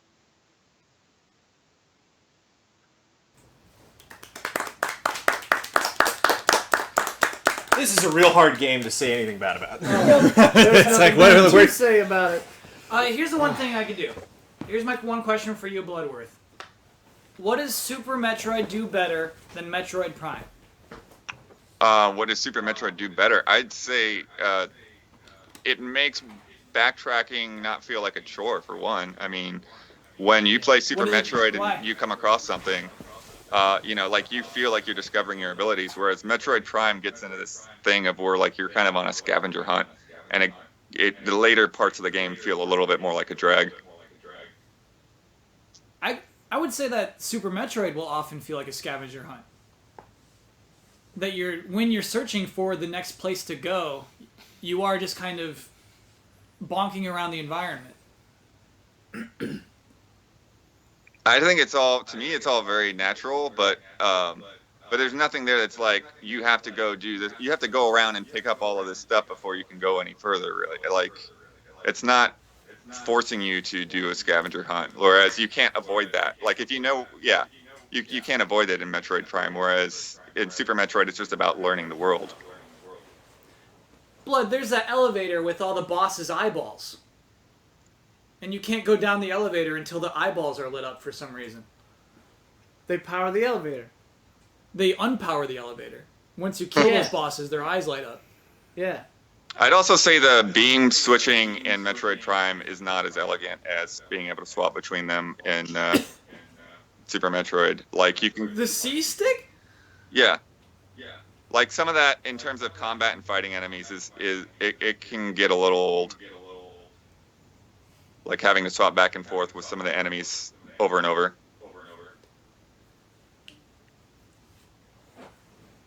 It's a perfect game, Kyle. Settle down. It is really good. That's right. It's a very good game.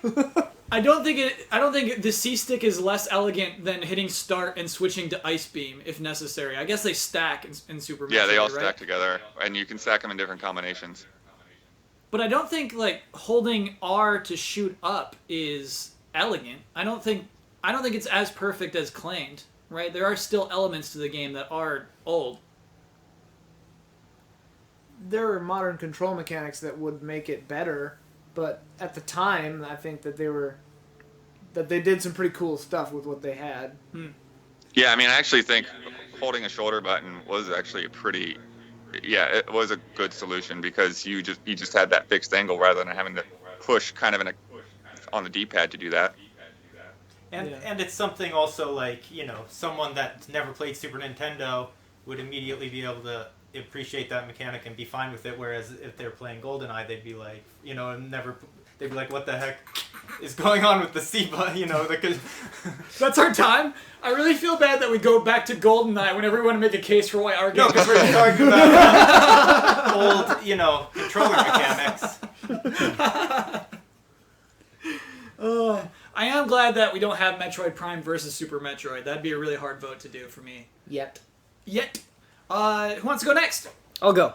Okay. Oh, right. Then I'm the last one. Yeah. Oh, God. We ready? I'll go when you go. Okay. I'm following your pace. Viewers, panel, it is irrefutable that Street Fighter II, and by extension, Super Street Fighter 2 Turbo, the best version of Street Fighter 2, is one of the greats. You cannot argue against this. It wins on every single front that you take on. Every single one. Legacy. This is the one I want to stress the most. Think about how many games have quarter circle motions that copy Street Fighter. Think about how many Ryu clones there are. Think about it. Today, games are still ripping off Street Fighter 2. It is a game that popularized and codified fighting games. It's that one. You can point to this and say, without a doubt, here it is. EVO, which I watch every single year. I'm not even good at fighting games. To watch these people compete, it is my favorite competitive event that exists. When they play Street Fighter 2 at this event, you still feel it. This whole thing, this whole community is born from this amazing game. And you say, well, okay, fine. It has this legacy. It has this influence. Do you know what's even better? We could boot up Street Fighter 2, Super Street Fighter 2 Turbo right now and have a blast. Yes. We could.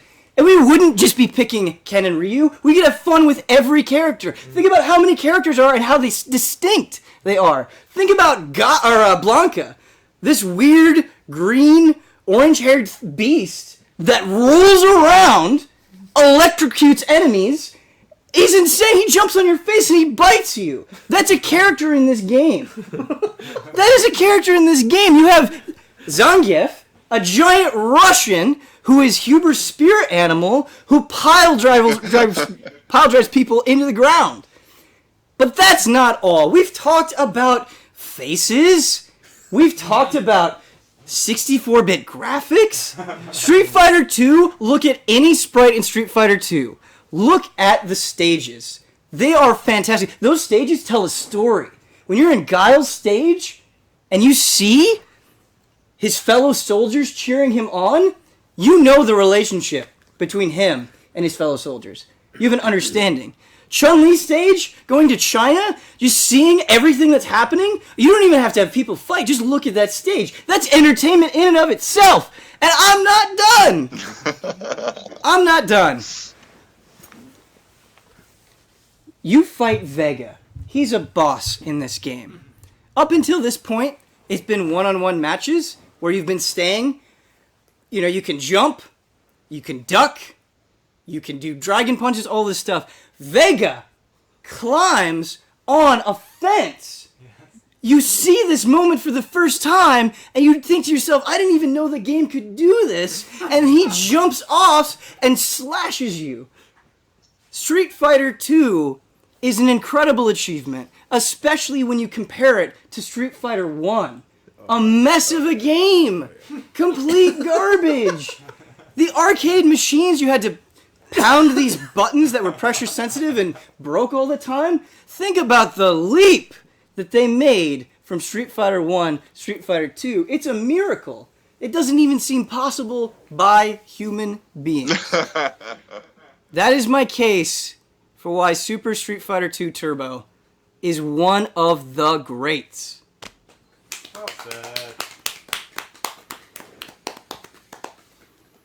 An impassioned argument. Yeah. Ben, I've played a lot of fighting games, right? I don't think there are enough characters in this game. No, here's my two-word answer to that. Yeah. No filler. All killer, no filler. What if I think it's not balanced? It's okay. What do you mean it's not balanced? How's it not balanced? If you say it's not balanced, you have to provide evidence. Sagat. Okay. What's unbalanced about He's too OP. He's too OP. Sagat is too OP. Yeah. What's a good counter to Sagat? If I was picking Sagat, what character would you pick? Blocking. Okay. Blocking's a good character. I remember him. Sagat is very strong. Mm-hmm. But I think any character, if you're a better player, you can beat it. I think you could maybe argue that some characters are stronger than others, but to me, especially when the blueprint for fighting games hadn't been completely figured out, the fact that player skill trumps everything else in Street Fighter 2 is remarkable even today. Like, I think more often than not, the better player will beat gimmicks. Ben, we've had a lot of conversations tonight about good stories. Yes. About stories that try to move in lore. Yeah. And games that are trying to say something. Sure. What is the message of Street Fighter 2? Kyle, I was going to bring up story and I was going to bring up context and I forgot. I fell into your honey trap. You fell right in. Street Fighter 2 tells a story. It doesn't beat you over the head with cutscenes or a lot of dialogue or anything like that, but you think about Sagat, okay? In Street Fighter 1, you gave Sagat a terrible scar across his chest. He's out for vengeance against Ryu. When you play through Street Fighter 2 as Ryu, it culminates in this amazing fight, and how he looks and where he's placed in the game tells you everything you need to know. In my opinion. What would you say to a beginner who's just never been good at this game? Somebody who wants to enjoy this game but can't even get through arcade mode because of how technical the inputs are. I think Street Fighter 2 is a game that you can enjoy without being good. My favorite memories of Street Fighter 2 are not knowing how to do a Hadouken and fighting with my friends and accidentally having one come out, you know? And because it was a rare moment like that, it was so exciting. I didn't know anything about super combos or, you know, any of that stuff. And just how good the game feels. Just when you do a simple punch or a simple kick, anybody can do that. Anybody can enjoy that. We're out of time. Wow. Our last game Our last nominee. Oh, sorry. This is intense. You ready? Yeah. Okay. Here I go.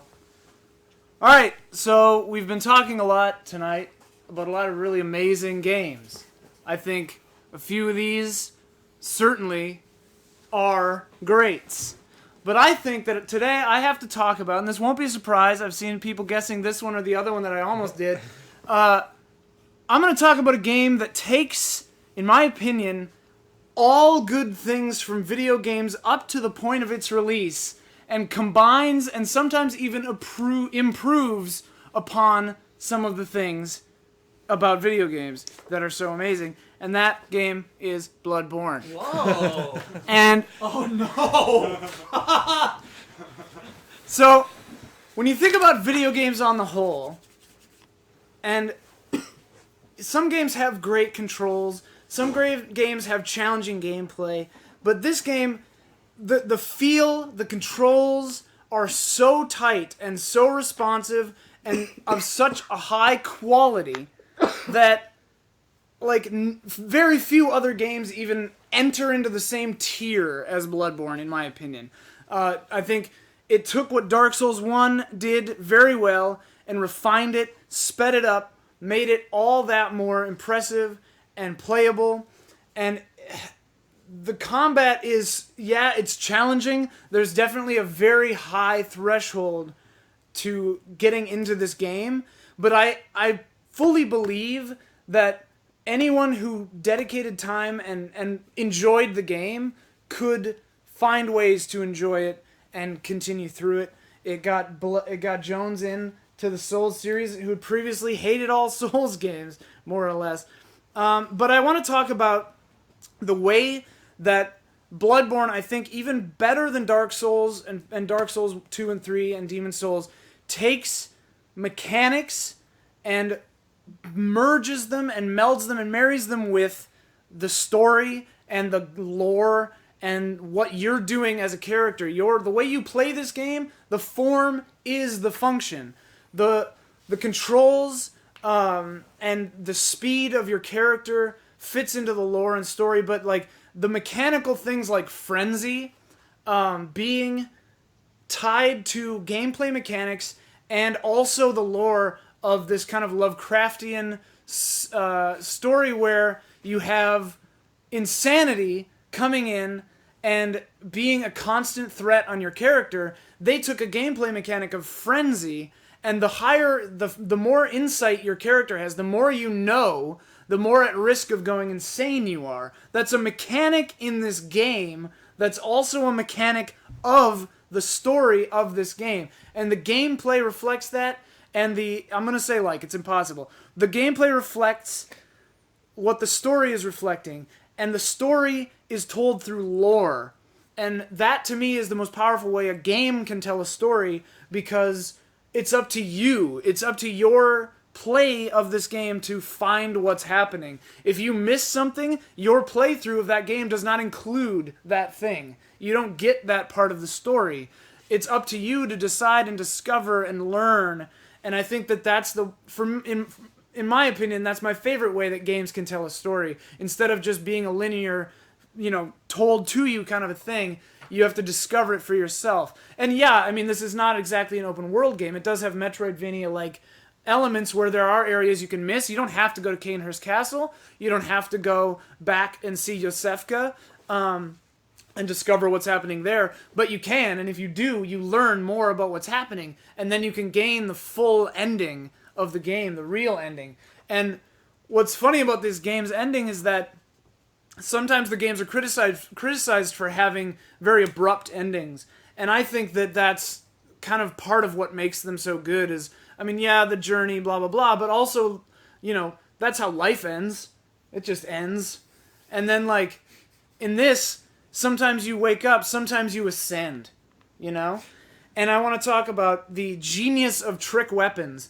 That every weapon has two forms is so incredible. And the DLC expanded on this game. This is a game that I always wish that there was more of this game. I want to play more Bloodborne. I've beaten it 6 times, and I want to play it more. I want another DLC. I want more Maria. I want more Ludwig. I want more everybody. And the vibe is just so strong. The feel combines with the music and the controls and the gameplay. And I really do think that it makes you a better person. If, like, the Dark Souls games and the challenge, if you're able to face that frustration and overcome it, I do think that that helps you in learning patience in real life.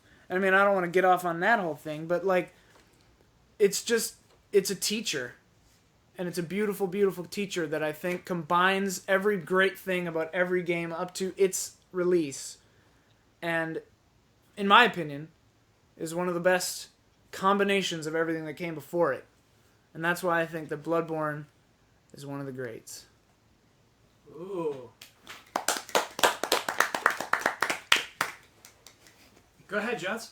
So, do games that have lip syncing, are those not great? Oh my god. Ian made a statement saying it brings everything together from games that are great. Yeah. So, by that rationale, games that have lip syncing are not great. Games where That's not games where That's not how. That's games not where how, NPCs have animation, not great. No, evidence for is not evidence against.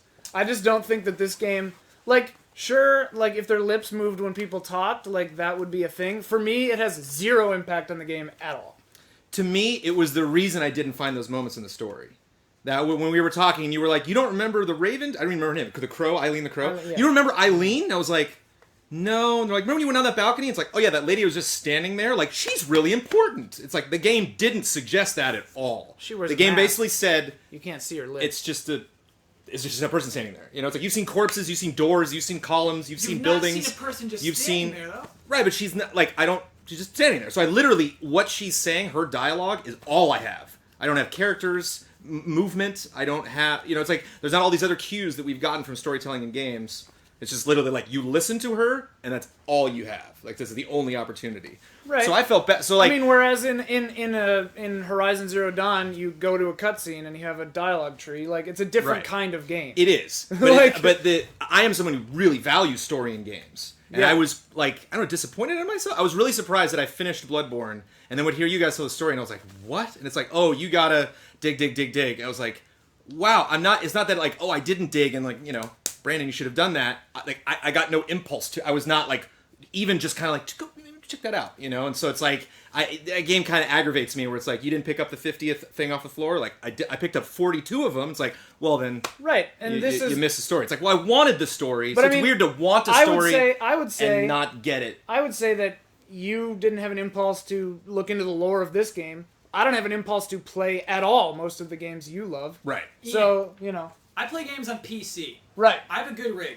Yeah. I'm used to playing all games in 60 frames per second with Yeah. no frame pacing issues. PlayStation 4 I Pro can't upgrade. look at this game. PlayStation 4 Pro boost patch fixes it. It's not going to fix frame pacing issues. Yeah, it is. It's not going to fix chromatic aberration. It fixes the frame. It fixes the frame Wait, rate. isn't the chromatic aberration just a style choice? Chromatic aberration. I don't remember chromatic aberration. Isn't that like a boss in Bloodborne? The chromatic aberration? Yeah. they pronounce it aberration. I don't remember chromatic aberrations in this game, but the frame rate was not great on the PlayStation 4 version. The Pro version has a patch that fixes it apparently, but yeah. Jones, you got 2 seconds. I He think took all the rest of the time. Jones went off. He hates those lips. He hates those goddamn lips. well, other than that, it's one of the greats. It's one of the best games I've ever played ever. That is my, it's like I gotta Right. think. Yeah. What's the chink in the armor? Yeah. What's the flaw? Did you good? Thanks. Okay. Halfway through, I was like, I can't even tell what I'm saying right now. But I'll get it. I'm going to reset the camera. I got to reset the camera because You gotta add some apparently text. our sync went off. And hang on, I'm going to add the text before we do our voting. Okay. Do we want to talk about how that went? Scared to talk. I wonder with the new fancy camera if we found like if it's not a 650 750 situation anymore, if it's like a 655 740. Oh, it would Possible be with the different. sync, yeah. You know what I mean? Oh yeah, like the point. I wonder if we really gotta honey that because a lot of people weren't saying it initially. So And I do think that if we did get that Apologies black magic, if we're out of it sync. it would stabilize that and keep it as a solid stream too. no. We'd have less like framiness. I think we should do that. We're the Bloodborne streams. Just got a bad frame rate. I played that game 3 times. I played Old Hunter. I love that game. I mean, you know. Bloodborne I is just love- the best A lo- game to play. I find actually I get more frustrated about those things that I really like. You know that I Yeah, love yeah, most yeah. of this. It's the things And so I that you just love need that you're clarity. like, I "Oh, just man." need. I don't need this one element to be better. I just Yeah. want to understand it. You know, Yeah. I just want to know and have my peers recognize for what it is. But I mean, it's yeah. I don't know why they don't have the lips move, but I mean, in But you don't in need it, Bloodborne, arguably. in Bloodborne, it's like everything creepy. is so dreamlike. She's just standing there talking. and It's like, strange. yeah. Well, I mean, Eileen she's got a mask on, so you can't see her face anyway. But, Right. And the doll is a doll. Yeah. But and Germán is so old that his mouth maybe is moving. He's just so damn old. So I don't know. And I do think that the friend in Odeon Chapel or whatever chapel is, I think their mouth might move. Whatever. But yeah, Bloodborne's great. I don't even remember what you did. Oh right, yeah. No, that's not gonna win. Whoa. Wow. Whoa. Wow, the shades. Talk about the process and like things that I didn't mean I that do- to be shady. I was just like remembering. I do not it, recall and I the was game like, that oh, you proposed to be in the EZA Hall of the I Greats. didn't mean that to be I don't shady. remember what you did. I didn't There mean is that to one be thing- shady. I didn't mean that. That I think maybe could be better about the process. yeah. A friendly suggestion. I think the response could maybe be 5 minutes Oh, Sure. instead of 3 minutes. The Just Q&A a for little, Oh, just yeah. a little bit Yeah. longer. Yeah. Yeah. They're more fun than I thought they would be. Yeah. I think Don was the only one who filled time, right? We all pussied out. Mine might have been the shortest. I don't know. I was definitely going. You gave me 20 seconds at the end. I was Yeah. going Most times. Shady substance. That's not true. But I mean, good games. Yeah. Good I'm games. terrified. Just Hey, all I want to do is find that little sliver of sand in the ocean and just stay there all day. I want to just like. That should be. I want that stream. No, I mean, we need that stream I of want just that Dawn, stream. full screen, the game in the corner. No, you know what this. You know Oh, what this. man. What I want to do is I want to play Sea of Thieves with Don. Yeah. Oh yeah. And just be a pirate crew in Yeah. real time for like a week. Like, Yes. like Don's gonna tell stories about the Sea of Thieves to the Sea of Thieves developers, and they're just gonna shake their heads like, "You did what?" Yeah. How long? Were I mean, you the guy, the playing? quest giver, was right there. You didn't talk. He's like, "No, I just, No. yep. I remember. I could order drinks at the bar, and I did that all night." You know, everyone always complained that there were a lot of glitches in that game, but I didn't come across many. But when I did finally come across one, it was so exciting because Yeah. it was when I was just looking at stuff with my periscope, and suddenly I saw a ship like going super fast, floating above the horizon. And I was like, "Oh, ghost ship!" And I just like spent the whole like the next hour in that same position trying to find the ghost ship again. It was so sweet. I thought you were gonna say you were looking through the thing and then you saw yourself. On the ship. Yeah, looking back at you. Oh my god. This was a lot of fun. This was I a liked it. blast. I liked it, and everyone wasn't Street Fighter 2 or a Super Metroid. I mean, it's like so very clearly. You know, it's like, well, if you break out your top 20, if you were to make a bet right now Yeah. and just put our finger on some random website and find their top 100 games of all time, Street Fighter 2 and Super Metroid are probably in the top 20. Yeah. They're probably near the top. But you have to understand that picking Street Fighter 2 GoldenEye for too, me, but, like, just yeah. like Ben Moore, was not an obvious pick. right. No, yeah. But Ben, you know, I mean, I chuckle when you say you're not good at fighting games. Like you were, amongst the allies, you were one of the more experienced, in that you would gravitate naturally towards the common aesthetics of the fighting game. I am terrible at fighting games, yeah. and I have such unbelievable respect for Street Fighter 2. I mean, I'm a character. Guile's my guy. Like I came out of that game on the Super Nintendo. I don't know if I ever played Super. I think I just played the original Street Fighter 2. The speed. Oh, It's- yeah. once you get used to that, it's hard to go You're back. covered Yeah. by games, Ben. Yeah, I got a nominees up. That's It's okay. not That's okay. Yeah, I don't. It's okay. I don't It's okay. think- Dumbass It's not okay. here. Damiani's not here. Turn it a little more. Okay. Yeah, I don't So to care. revise, I'll be a super Resident super- Evil I've been to Remake, games. This is just suggested by Mr. Michael Huber. Dark Mr. Souls, Games. suggested by Brad Ellis. Metal Gear Solid, suggested by Michael Damiani. GoldenEye 007, suggested by myself. Mega Man Legends from Mr. Kyle Bossman. Assassin's Creed 4 Black Flag from Mr. Don Casanova. Super Metroid from Daniel Bloodworth, Street Fighter 2, actually should specifically be Super Street Fighter 2 Turbo from Mr. Ben Moore, and Bloodborne from Mr. Ian Hink. Am I crazy or is it 007 GoldenEye? I think it's No, GoldenEye 007. It's GoldenEye 007, yeah. And the E is capitalized. I'm going to change from the text. Ooh. It's that eye for detail. I respect that. I have a question for Kyle. Nice. Maybe you guys can issue your thoughts while we're waiting for him. How much of it, like, if we sit back and ignore the argument and we just think about, is this one of the greats, versus how well the Ally sold it? Like, what do we think there? Sorry, you're Yeah, saying good like, point. are we being swayed or are we just going on what we think anyway? Right, because I think you can remove yourself from the argument and arrive to your own decision, but are we also taking into account the effectiveness of the argument? Intercapped on GoldenEye, huh? Well, That's- the I'll was say- supposed yeah. to bring balance to that. I will say this, Ben. I'm torn. Like, there are definitely more than just 3 games Yeah. that I think should be For sure. in any Sure. Hall of the Greats. Yeah, I actually don't know. Yeah. I don't know how I'm voting yet. Well, but I mean, I have 3 votes. Yeah. Oh, So I got my 3 right, votes. right. So it's I like, know- I don't know who I'm giving that to. And what will change that, I think, today, sitting here right now, Ben Moore, is likely what has been said. Okay. Super Street Fighter 2 Turbo. And you know, I mean, like, to be honest, I think it's not only what people say, it's how they say it. It's like, Yeah. if you get somebody who steps up to the mic and you can tell, like, this is an extremely important game to that person. You know, Michael Damiani, granted his energy is low, but his Metal Gear Solid energy is a little bit low. A little calm. You know, he was just kind of going back and revisiting that. Are Whereas, you like, saying I should not give Metal Gear Solid as many points because of Damiani's presentation? I'm just saying, was there not a point during Don Casanova's rekindling of Assassin's Creed 4 Black Flag? Even You though I- didn't, even you though I- didn't think about it for just a second. Well, you Even know, though I said nearly nothing, you could Yeah. tell I cared. you said everything, Don. You said enough. You said everything. The presentation should not be a factor in your votes. Your Yes. presentation is to make a case for the game. Yeah. Right. It's to convince people, but you shouldn't say, "Oh, he had the best presentation. I'm going to let his game win." No. Oh, this process. I feel... Yeah. So oh, speaking man. of, Yeah. run me through. I'm not 100% on how the scoring is going to go. All right, so we each get 3 votes. Okay. One worth 1 point, one worth 2 points, Got it. and one worth 3 points. Okay. So we're going to have to go slow so we can get Is an anybody accurate count. on Keep your fingers scoring? up. Do you want me to like, I'm write those scores down? going to write them down as we go. Okay, cool. Ian Hink is on it. All right. I'm just writing the list here. Oh, this There's is another scary. pen in case that This dries is out. exciting. This is scary. This is scary. Okay, so we'll have to keep the fingers up while I tally. Thank I you, guess. chat. Thank you, chat, for voting. We love your participation. This is Don't the let them influence you. This is the official Easy Allies Hall of Greats. So these We will gotta be choose. selected by us And remember, for better and especially for worse. once we start voting, we cannot make comments. It will be Ian saying Oh. game and counting the Okay. numbers. We cannot make Okay, any okay. comments. Love it. Can I go like? No, no. Don't you dare! Respect the process. Respect Respect the process. Wait, there are 2 other rules.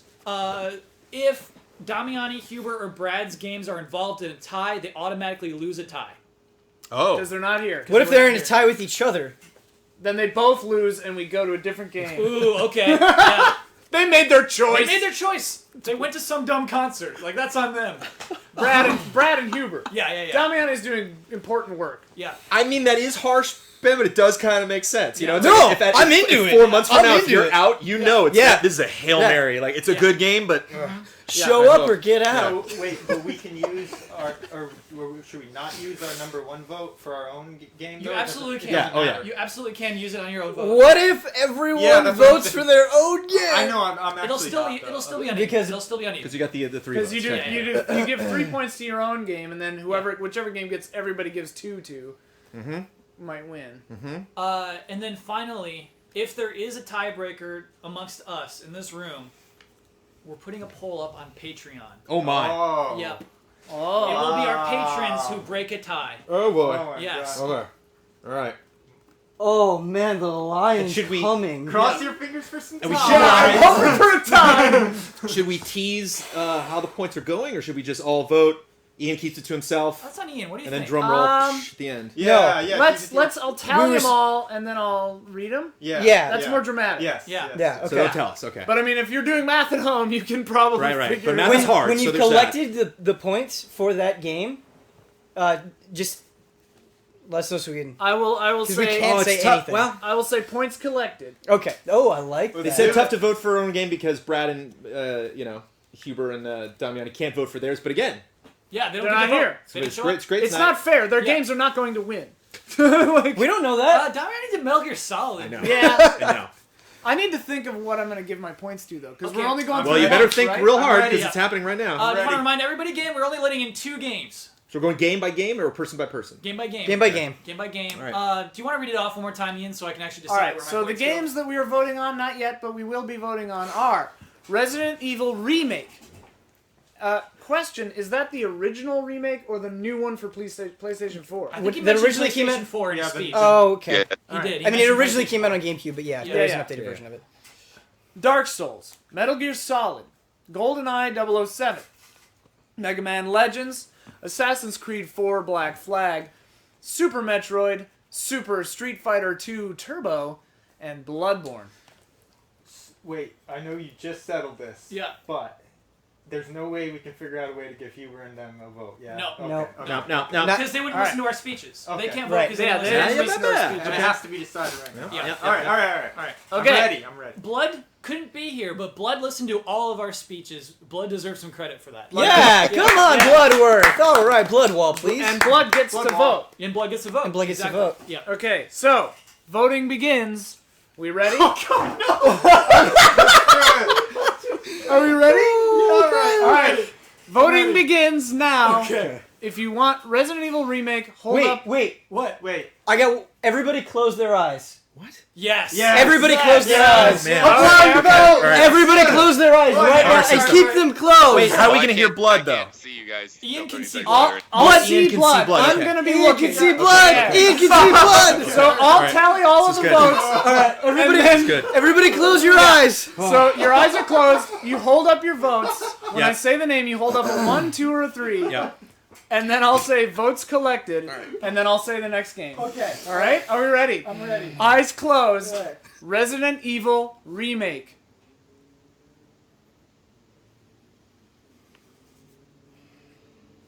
Votes collected. Dark Souls.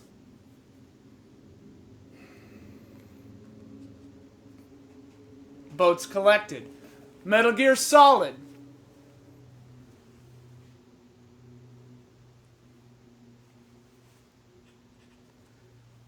Votes collected. GoldenEye 007. Votes collected. Mega Man Legends.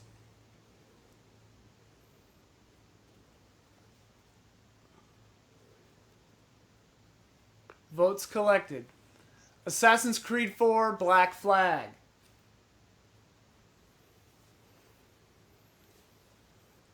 Votes collected.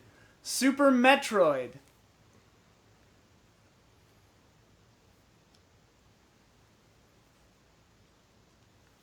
Votes collected. Street Fighter 2 Turbo.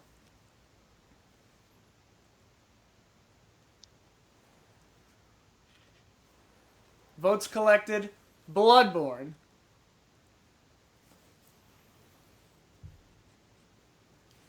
Votes collected. Open your eyes. Oh man. Okay. Nobody look at chat. Don't No look one- at chat. Alright, Don't look at chat. Turn it off. Ben's Don't turning turn it it off. He's turning it Don't off. turn it off. Just don't look. I got it. You got it? Okay, turn it off. Oh my god. Okay. Okay. All right. So I will go in order from least votes to most votes. Okay. All right. Well, Res- leave it down to 2 at the end, Yeah, leave it down to 2. or Yeah, maybe yeah, 3, yeah. and then say what got cut. Okay. Least votes receiving 0 votes. Resident Evil Remake. Oh no, Huber! Oh no. No. He's got to show up. We just lost an ally. Welcome to the real world. Wow. Receiving 1 vote. Dark Souls. Ooh. Wow. Also receiving 1 vote. GoldenEye. Which It's I you. gave it 1 vote. Also receiving I'm gonna be back, baby. 1 vote. Mega Man Legends. Give it one. Give it one. Give it one. Give it one. Interestingly, it wasn't Kyle. I'm just kidding. It wasn't. It was Kyle. Black Flag got more votes than GoldenEye. Design factor. It's design factor. Receiving 2 votes was Black Flag. You did too. Okay. The Dawn factor. And receiving 3 votes from just me, Bloodborne. Whoa. Okay, that makes our final 3: Street Fighter 2 Turbo. Wait, is this in order? No, this is in no order. Super Metroid and Metal Gear Solid. Those are our final 3. Yeah. Which you might not be surprised by. Yes. Receiving 9 votes. Super Street Fighter 2 Turbo. Wait, is this in order or no? Receiving 9 votes. Oh my. Super Metroid. Oh, wow. And our winner, first inductee. Whoa. Well, actually, wait. 2 of them are tied, so then our for sure in Metal Gear Solid receiving 10 votes. 10 votes! Metal Gear Solid! So that means that Oh no. Super Metroid and Super Street Fighter 2 Turbo are tied for 9. Super Yes. battle. Tied battle. to vote up on Patreon. They're tied for the second slot in the greats. The Patreon super battle. So the patrons get to vote for between Super that's a battle. Metroid and Nice. Super both Street on the Fighter same 2. console, Ben. Perfect. So good. I don't. Such I a good. I wouldn't know how to vote. Single player versus multiplayer. Man. Wow. You know. Metal Gear Solid, though. Let's hear Metal it Gear for Solid. Metal Gear Solid. Metal Gear Our Solid. first. One of the greats! One of the greats. Absolutely confirmed. Now, anytime we talk about Metal Gear Solid, we have to Yes. recognize It is it officially as one of the a greats. great. One of the greats. And also not suggested by a person currently in the room, Yeah. Yeah. which is nice. Damiani. We were concerned about those Proves votes the and how. system works. Yeah, Damiani was not here to vote for it. Still won. I picked it. Full disclosure, that was my 3. You know, and it felt good to be like, oh, okay, wait, no. And then you said Street Yeah. Fighter, I was like, okay, wait, no, that's better than GoldenEye for sure. So Yeah. feels good. Feels good. Oh, yeah. So, do we give patrons a full week to vote? Should we do it that way? We'll announce We'll the announce it winner next next week. Tuesday. Yeah. And so if they vote, they can't see the results. They'll see the results. Let's see the results. But Okay. you gotta But- wait until we have the archive up, or how do you want to do that? Yeah, exactly. We'll Sure. give it a full week, Bloodworth. We'll Great. give it a full 7 days. There is one other stipulation though that I think is very important to keep it clean. Okay. You have to vote with your eyes closed. You have to vote right. If you Click, don't, click with your yeah. eyes shut. Yep. Yeah. Oh my goodness. You can hover with them open, but when you Yep. click, don't have those open. Wow. Woo! That was fun. Yeah. That's and like we're really- right on time. Stressful. We might if we have the full Yeah. crew. You gotta be like 6 minute Yeah, or we might 5 do minutes. 6 and 5 minutes. The 5 thing and then is, 5 and 5? 5 and 5. I thought that by announcing the winner, all this stress would leave me. Now that No. there's a tie, for some reason, I'm still stressed. Oh, I know. I'm really stressed. But this was fun. Hey, This was fun. round of applause for Kyle Bossman for coming up with this, for putting it all together, Yes. for dealing with all the stress. Give it up for Kyle. Hip, hip, hooray! Woo! And another thank you Hooray! for our corner man, Daniel Bloodworth. Daniel Bloodworth Bloodworth. showing up. Yeah. Showing up. Making a Hip, case. hooray! Feels Also, good. this is something that we're going to continue doing. We'll do this every 4 months.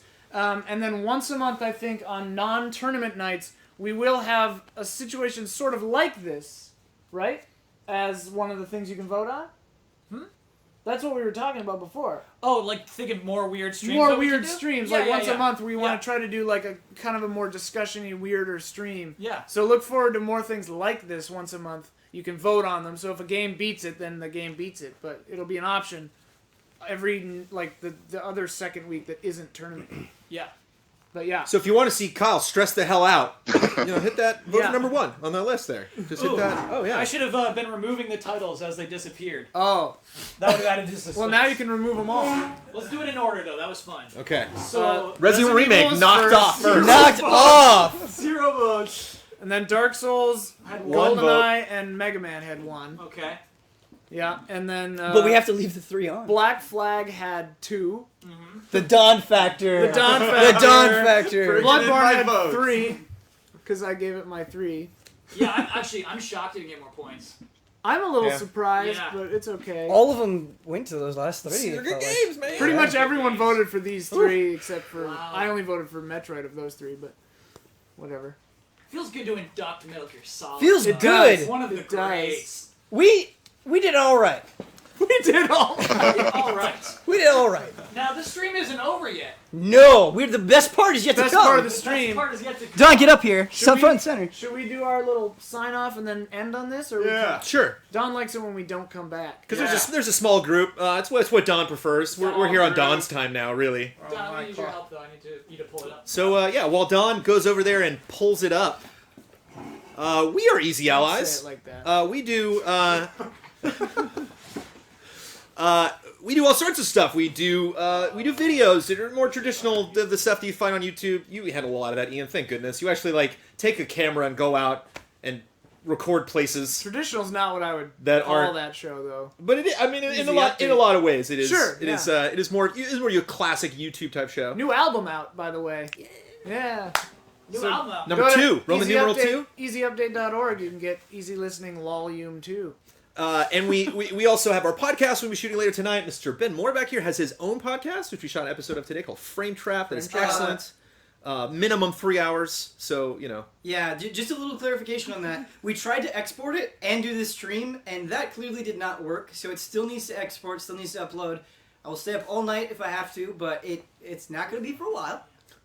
It'll come up sometime tonight, maybe at 5 a.m., but it'll go up. So Yeah. just want to let you know. Video got real framey when we were trying to export Yeah. while we were Yeah. doing that. Are there presents after we dawn? pushing the PC to its limits. But we also we do reviews, we do previews, we do event coverage. We have also other fun shows that we do. We stream a lot, so of course, if you're like, I'm not a big YouTube guy, I'm more of a Twitch person. Twitch.tv/Easy Allies. We're here almost every day throughout the week, multiple streams per day. We do some secret streams in there. Stuff like this or Tuesday group streams, we are getting better at diversifying what we do and obviously opening stuff up to make our audience happier and learn from past mistakes and learn lessons and get opinions from our audience and hopefully build stuff that you want to see. What we love to do, which we would love it if you would come back and join us if you're just checking in right now, is if something big's happening, if Nintendo, say, is announcing or launching a new console, if there's an E3 show that comes up, we love to do those reactions. We love to all huddle around to watch something exciting happening for the first time and to share that with our audience. Consider this. You could watch another channel react to a Nintendo Direct. You could watch another channel open a box. But this is the only place that you can get Don Casanova. Don't forget That's that. true. That's true. Don't forget Don that. Casanova opening a box. The best of us all. Hey, where did I put that box? Wherever you want, Don, you're a genius. Speaking of boxes, didn't get too much stuff going on today. Did not have time to run out to the PO box and get presents. So Okay. we have a double presents. Yeah, Might be we're a gonna- wall of presents in the back here. So thank you of to everyone that presents. sent us stuff this week that might have been expecting to see it opened here on our Tuesday group stream. But yes, there's lots of stuff that we can offer you here at Easy Allies. We exist because we are crowdfunded. We are sponsored almost entirely by our fan base. Through lots of means, obviously through subscriptions on your lovely donations here. Thank you to everybody that did not get credit for resubbing or subbing We tonight. should sing another song. Let's do it, Ian. You're Subscriber now. Thank Like you. he started, and then I came in, and then Ben came in. Yeah. So that was nice. We should all do a different syllable Oh, and you just wanna, come in you wanna right on try? that. Should Wait, a different syllable? Ooh, So, like, tough. We just You're, did. No, I was just saying we just did something good. Why go back and go do Subscriber again what we just did? It was You're great. right. You're We nailed right. it. Let it It was ride. good. Yeah. Let it ride. Let it ride. It was good. I want another one. Give it another shot. But We're we stalling each over get we're stalling for time. We each get one syllable. No, don't overthink it. Just let it flow. Whatever happens. Okay. 3, 2, 1. You're sub. What? Subscriber now. Oh my god! That was Very awful. nice, very nice. So good. It's a modern, experimental take Right. on the subscriber song. Okay. If you're So you said death in all caps. Death. Oh no, did we botch? Oh, that botch. Right. Anytime I see the botch, I think the stream is broken. I think we're set up. oh my Okay. goodness. All right, here we go. Make sure the audience knows that I'm trying my hardest. You're We're trying trying our his hardest hardest here. If you see Wait, if, get if, up here, Don. You got Yeah. intro. if you see a video in a little bit and you can't hear the video, it will soon start over and we'll hopefully have sound the second time. But you should not see us again after the video. So good night. Yes, night. thank you so Love much. you. Thank you to all of our mods for keeping everybody in check. Thank you for your lovely suggestions. Apologies that, if you are a patron of Easy Allies on patreon.com/Easy Allies, you'll get to pick what is the second game that will be the first of 2 officially inducted into the EZA Allies Hall of Greats. Hall of Greats. Is that the Hall of the Greats? Hall of Greats. It's Hall of Greats. The Hog. Brad called it the Hall of the Greats, but it's the Hog. It's the Hog. It's the Hog.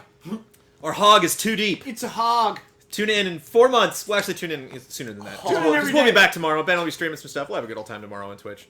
But until then, thank you so much, and don't go anywhere. Don't go anywhere. Please enjoy the next episode. Is there anything you want to key us in?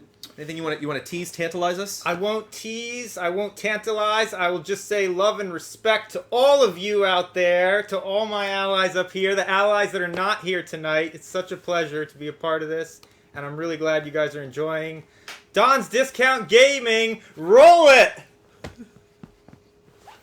You can't hear this.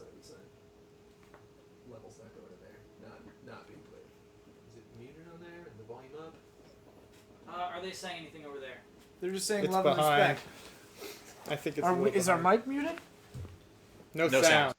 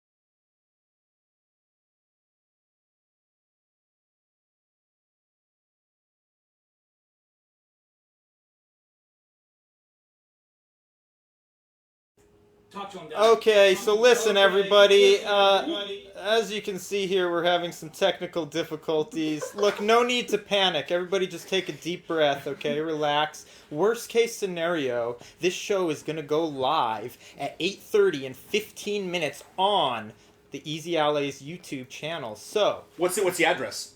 I couldn't tell you. What is it? What's the channel though? Twitch.tv/EZA. Thank On you. YouTube.com/easy. Thank you. Yes. I have a terrible memory for anything over 6 characters. So, if this thing doesn't get going right here, which we've got a whole team right now, gather around the computer. Top man. Got it, baby. We got it, baby. Kyle has informed me that it's all systems go. Wait.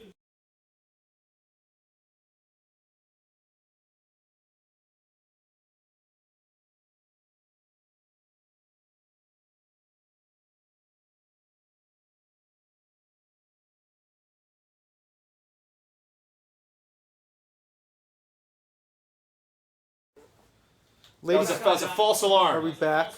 Okay, ladies and gentlemen, we're back. As you can see, So we heard it. Switch out. you know, Switch Don, out. I want to say from experience, Yes. having watched the first 5 seconds of this episode Yes. about 4 times now, yes. the openings of your show are really top notch.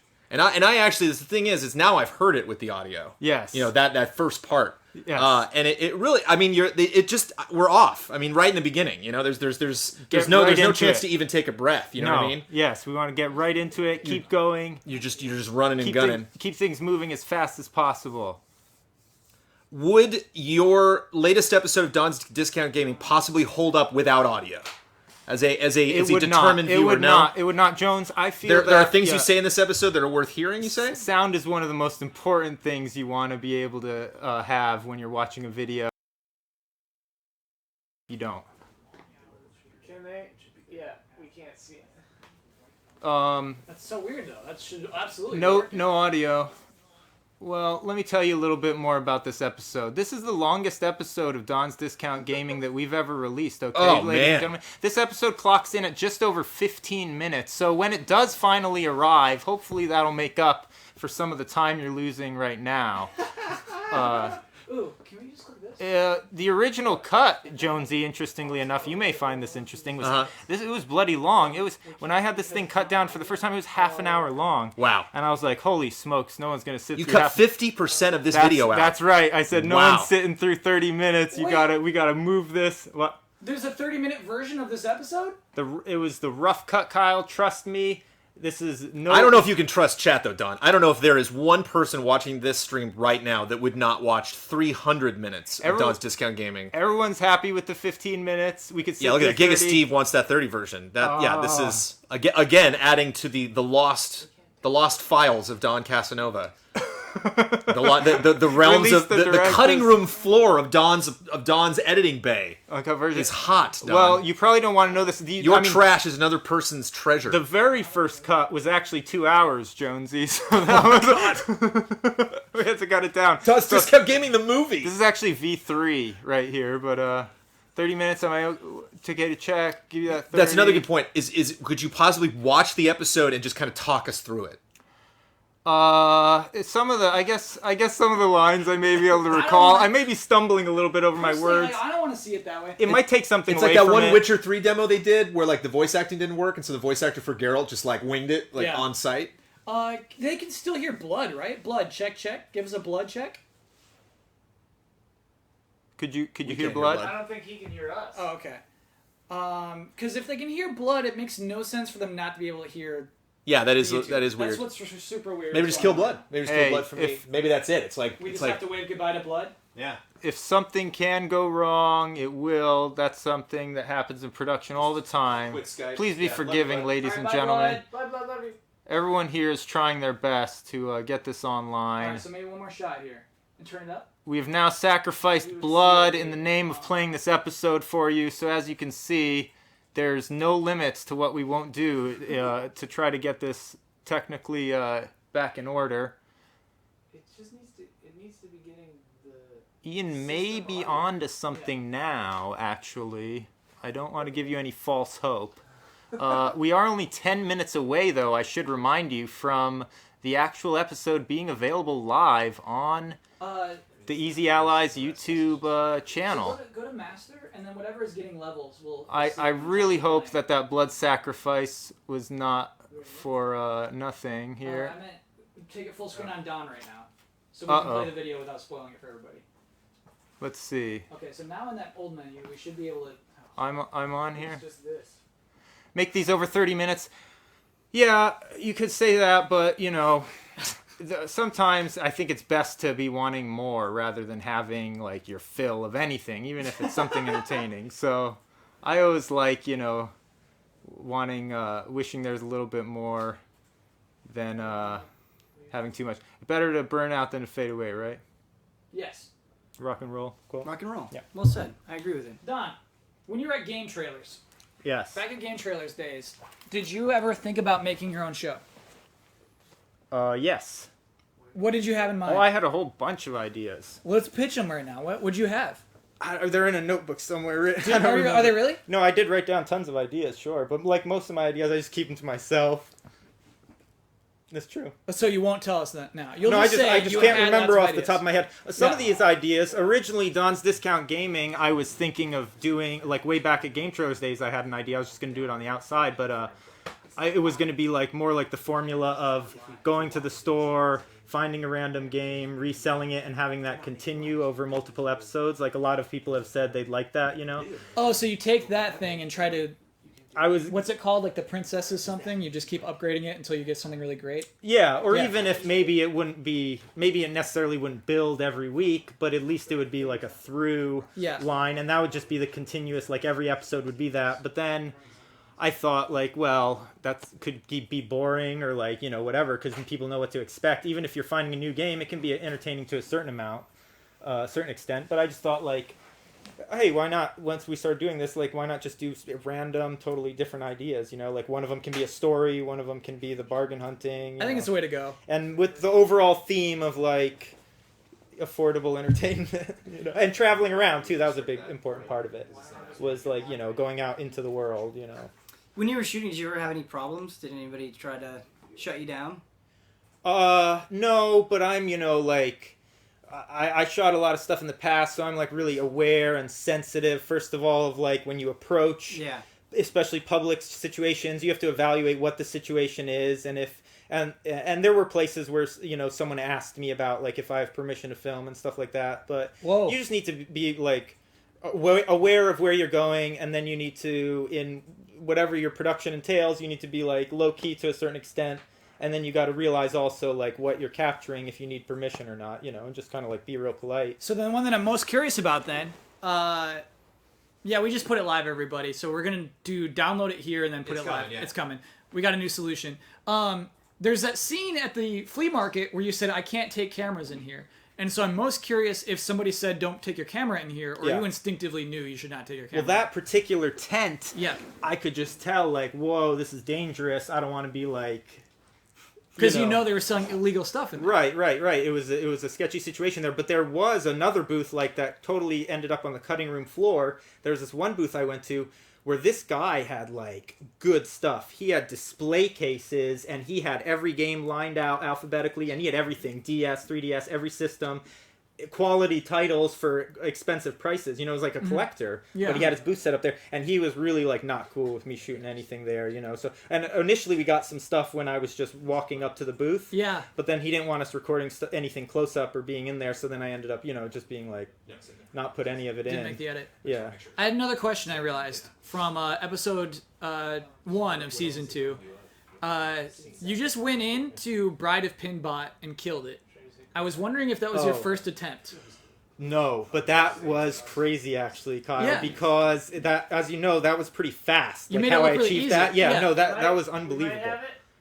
Okay. We're getting word right now from Ian that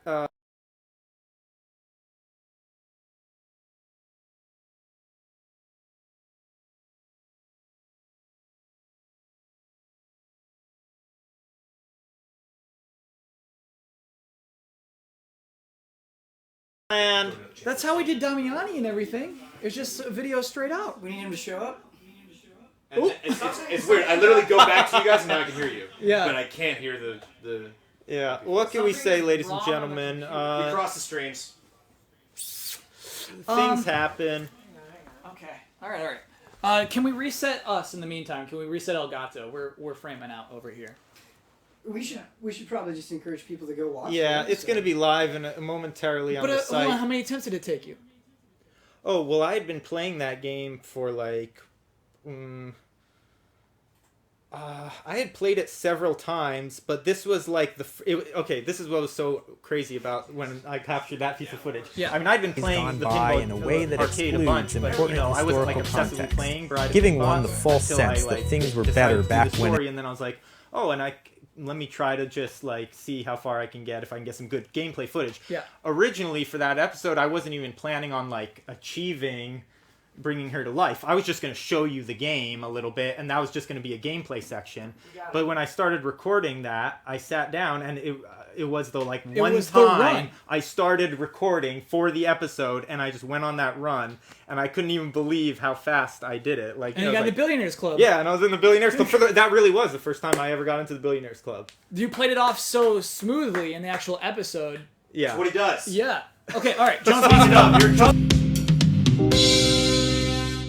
Right now, I'm driving north on the California Grapevine en route to a secret location. After long hours staring at the pavement scrolling past me, I succumb to white line fever, and hallucinatory images take over my vision. Nostalgia is a powerful thing. It can be used to romanticize days gone by in a way that excludes important historical context, giving one the false sense that things were better back whenever. But it is also a great tool to help in unlocking one's own memories. Thinking back on particular games you played can serve as guideposts for unlocking the places and people that existed in your life at those times. Today, we're traveling on a highway into my skull to dance with phantoms from my past. Welcome to California Extreme. It's the most glorious maze you could ever hope to wander into and get lost forever. I'll be your tour guide, so sit back, relax. Do not keep your arms inside the tour vehicle, as every game has been set to free play, so reach out and enjoy. So here we go, everyone is real excited. It's like the Olympics over here in motion gaming. You got players of all skill level just letting loose. Look at this guy here, he's pretty good. I never got into athletic games like these, but I've got a lot of respect for the coordination. Turning a couple corners, we stumble upon this large crowd, a real quiet and intense atmosphere. What's it all about? A tournament involving a couple cabinets with the arcade icon Street Fighter II. Back in the day, this would be a common scenario to find. These guys are real pros, and it's an absolute pleasure to witness the skills.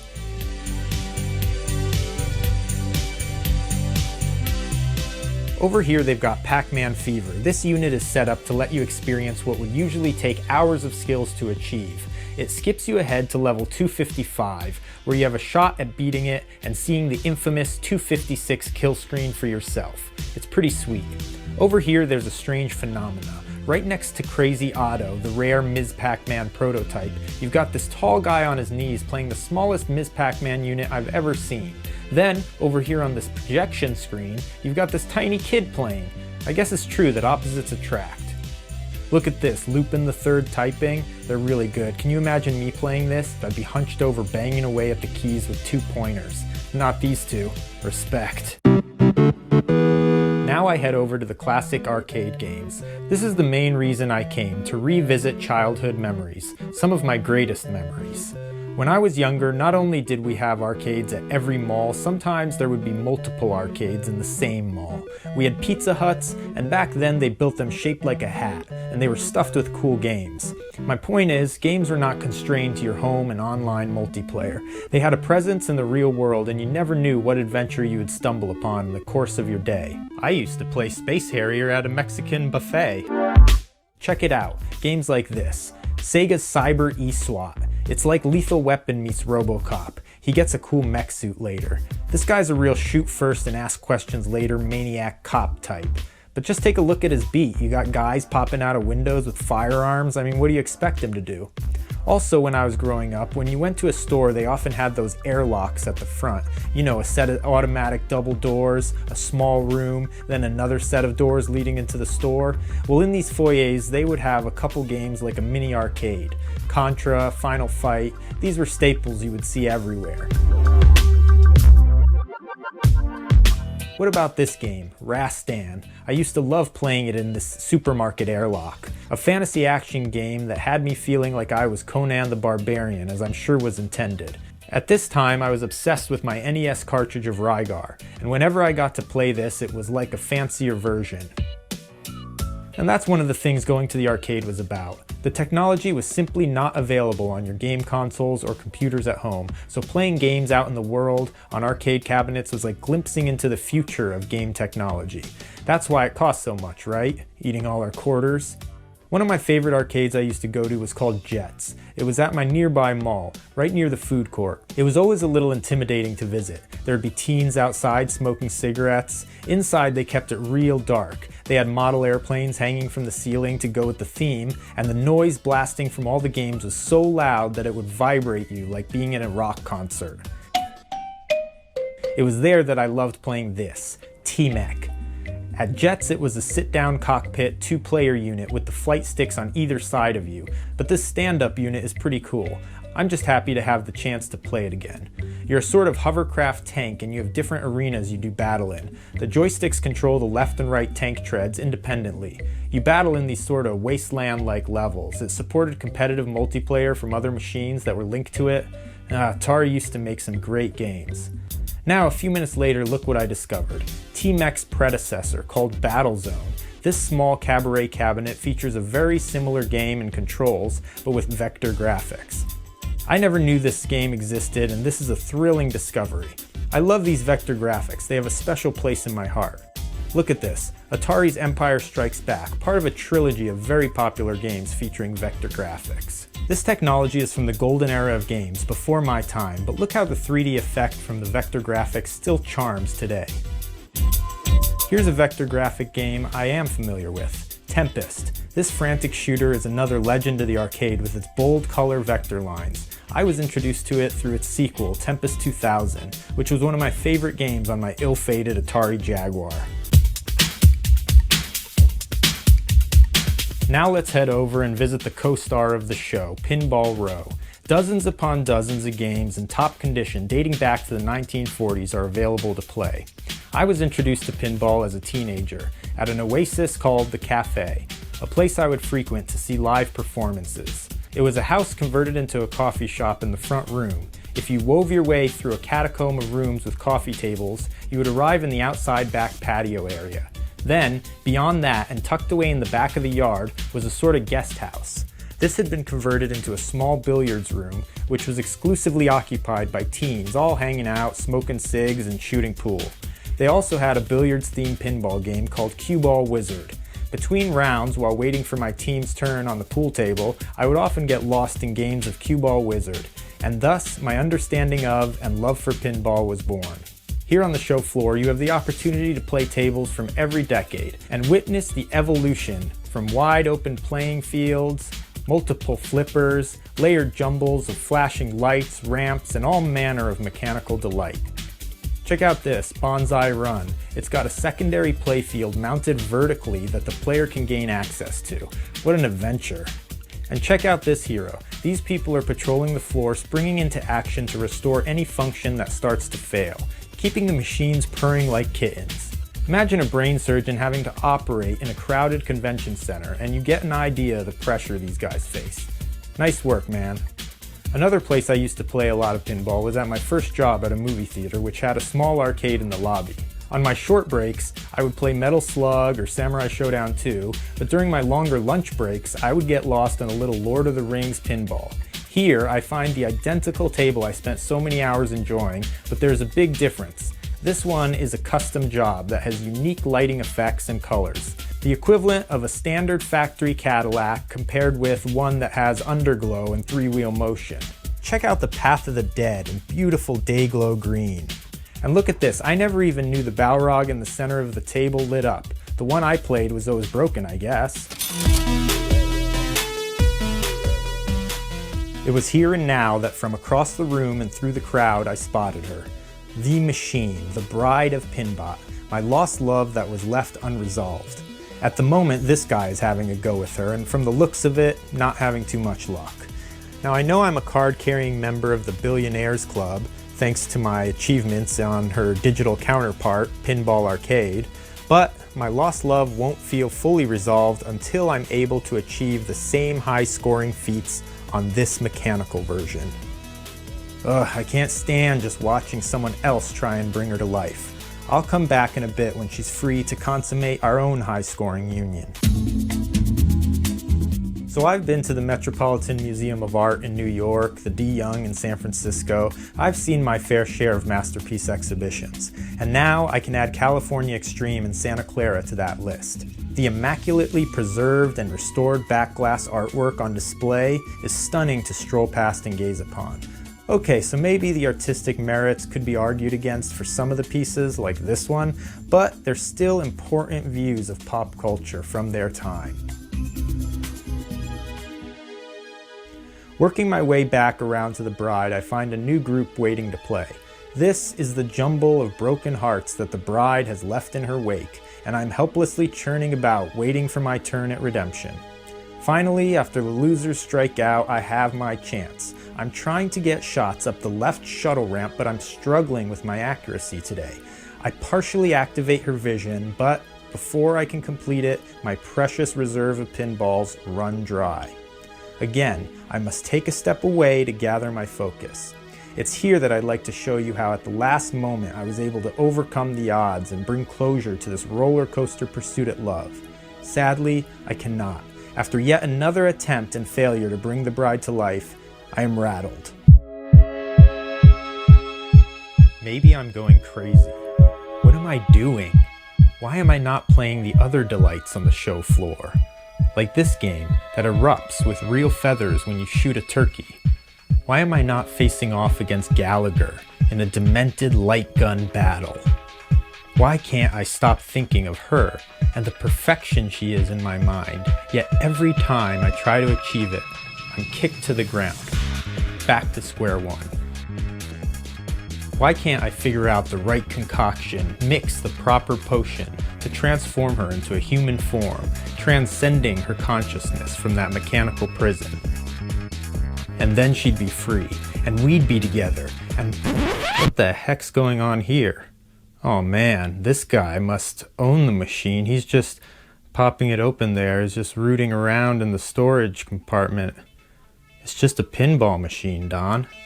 Jeez. I was kind of freaking out there for a minute.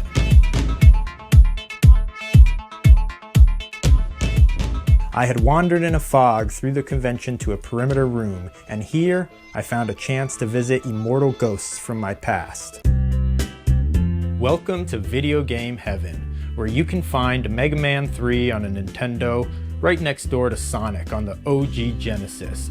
Next to, oh my goodness, she's just standing there waiting for you to join in on one of the greatest moments from video game history. You've got a Dreamcast with all 4 controllers plugged in, right next door an N64 just waiting with the engine idling. Look at this, Intellivision. I've heard of this console my whole life, and this is my first chance to get my hands on the controller. If you're wondering, it's light as a feather and not quite as responsive as you'd hope. But I'm playing Burger Time, enough said. When I was a young kid, my best friend and next-door neighbor called me up early one morning and exclaimed with excitement that I must come over at once. He was given a gift from his older brother which defied description over the phone. "Don, get over here now," he shouted. I raced out the door and across the street to find him in his room with this, a Vectrex. Look at this cool 4-button layout that preceded the Neo Geo. It was an all-in-one system with colorful plastic overlays. They would fit over the front of the monitor here to give the black and white vector graphics the illusion of color. Cartridges would pop right in on the side here. It did not have this, however, the Vectrex 3D viewer. Even a simple game like Mindstorm becomes a spectacle when you add a third dimension to it, and the boundaries you thought were real by the border of the screen make way for infinite possibility. Getting back in touch with some of my earliest gaming impressions has reinvigorated my weary soul. And it was with this spirit of hope and resurrection that I returned to the show floor. With an open mind, with open eyes, and with an open heart, I received the unexpected. From out of the bells and clatter, emerging from darkness, I found her. Zenon. I had never seen her before, and I took an immediate interest. Her voice called out, and my heart fluttered, imagining what unknown bonus would be unlocked by exploring her table goals. I am transfixed. Is this a mere distraction, a lustful diversion to take my mind away from my runaway bride? Only time and a crapload of quarters will tell.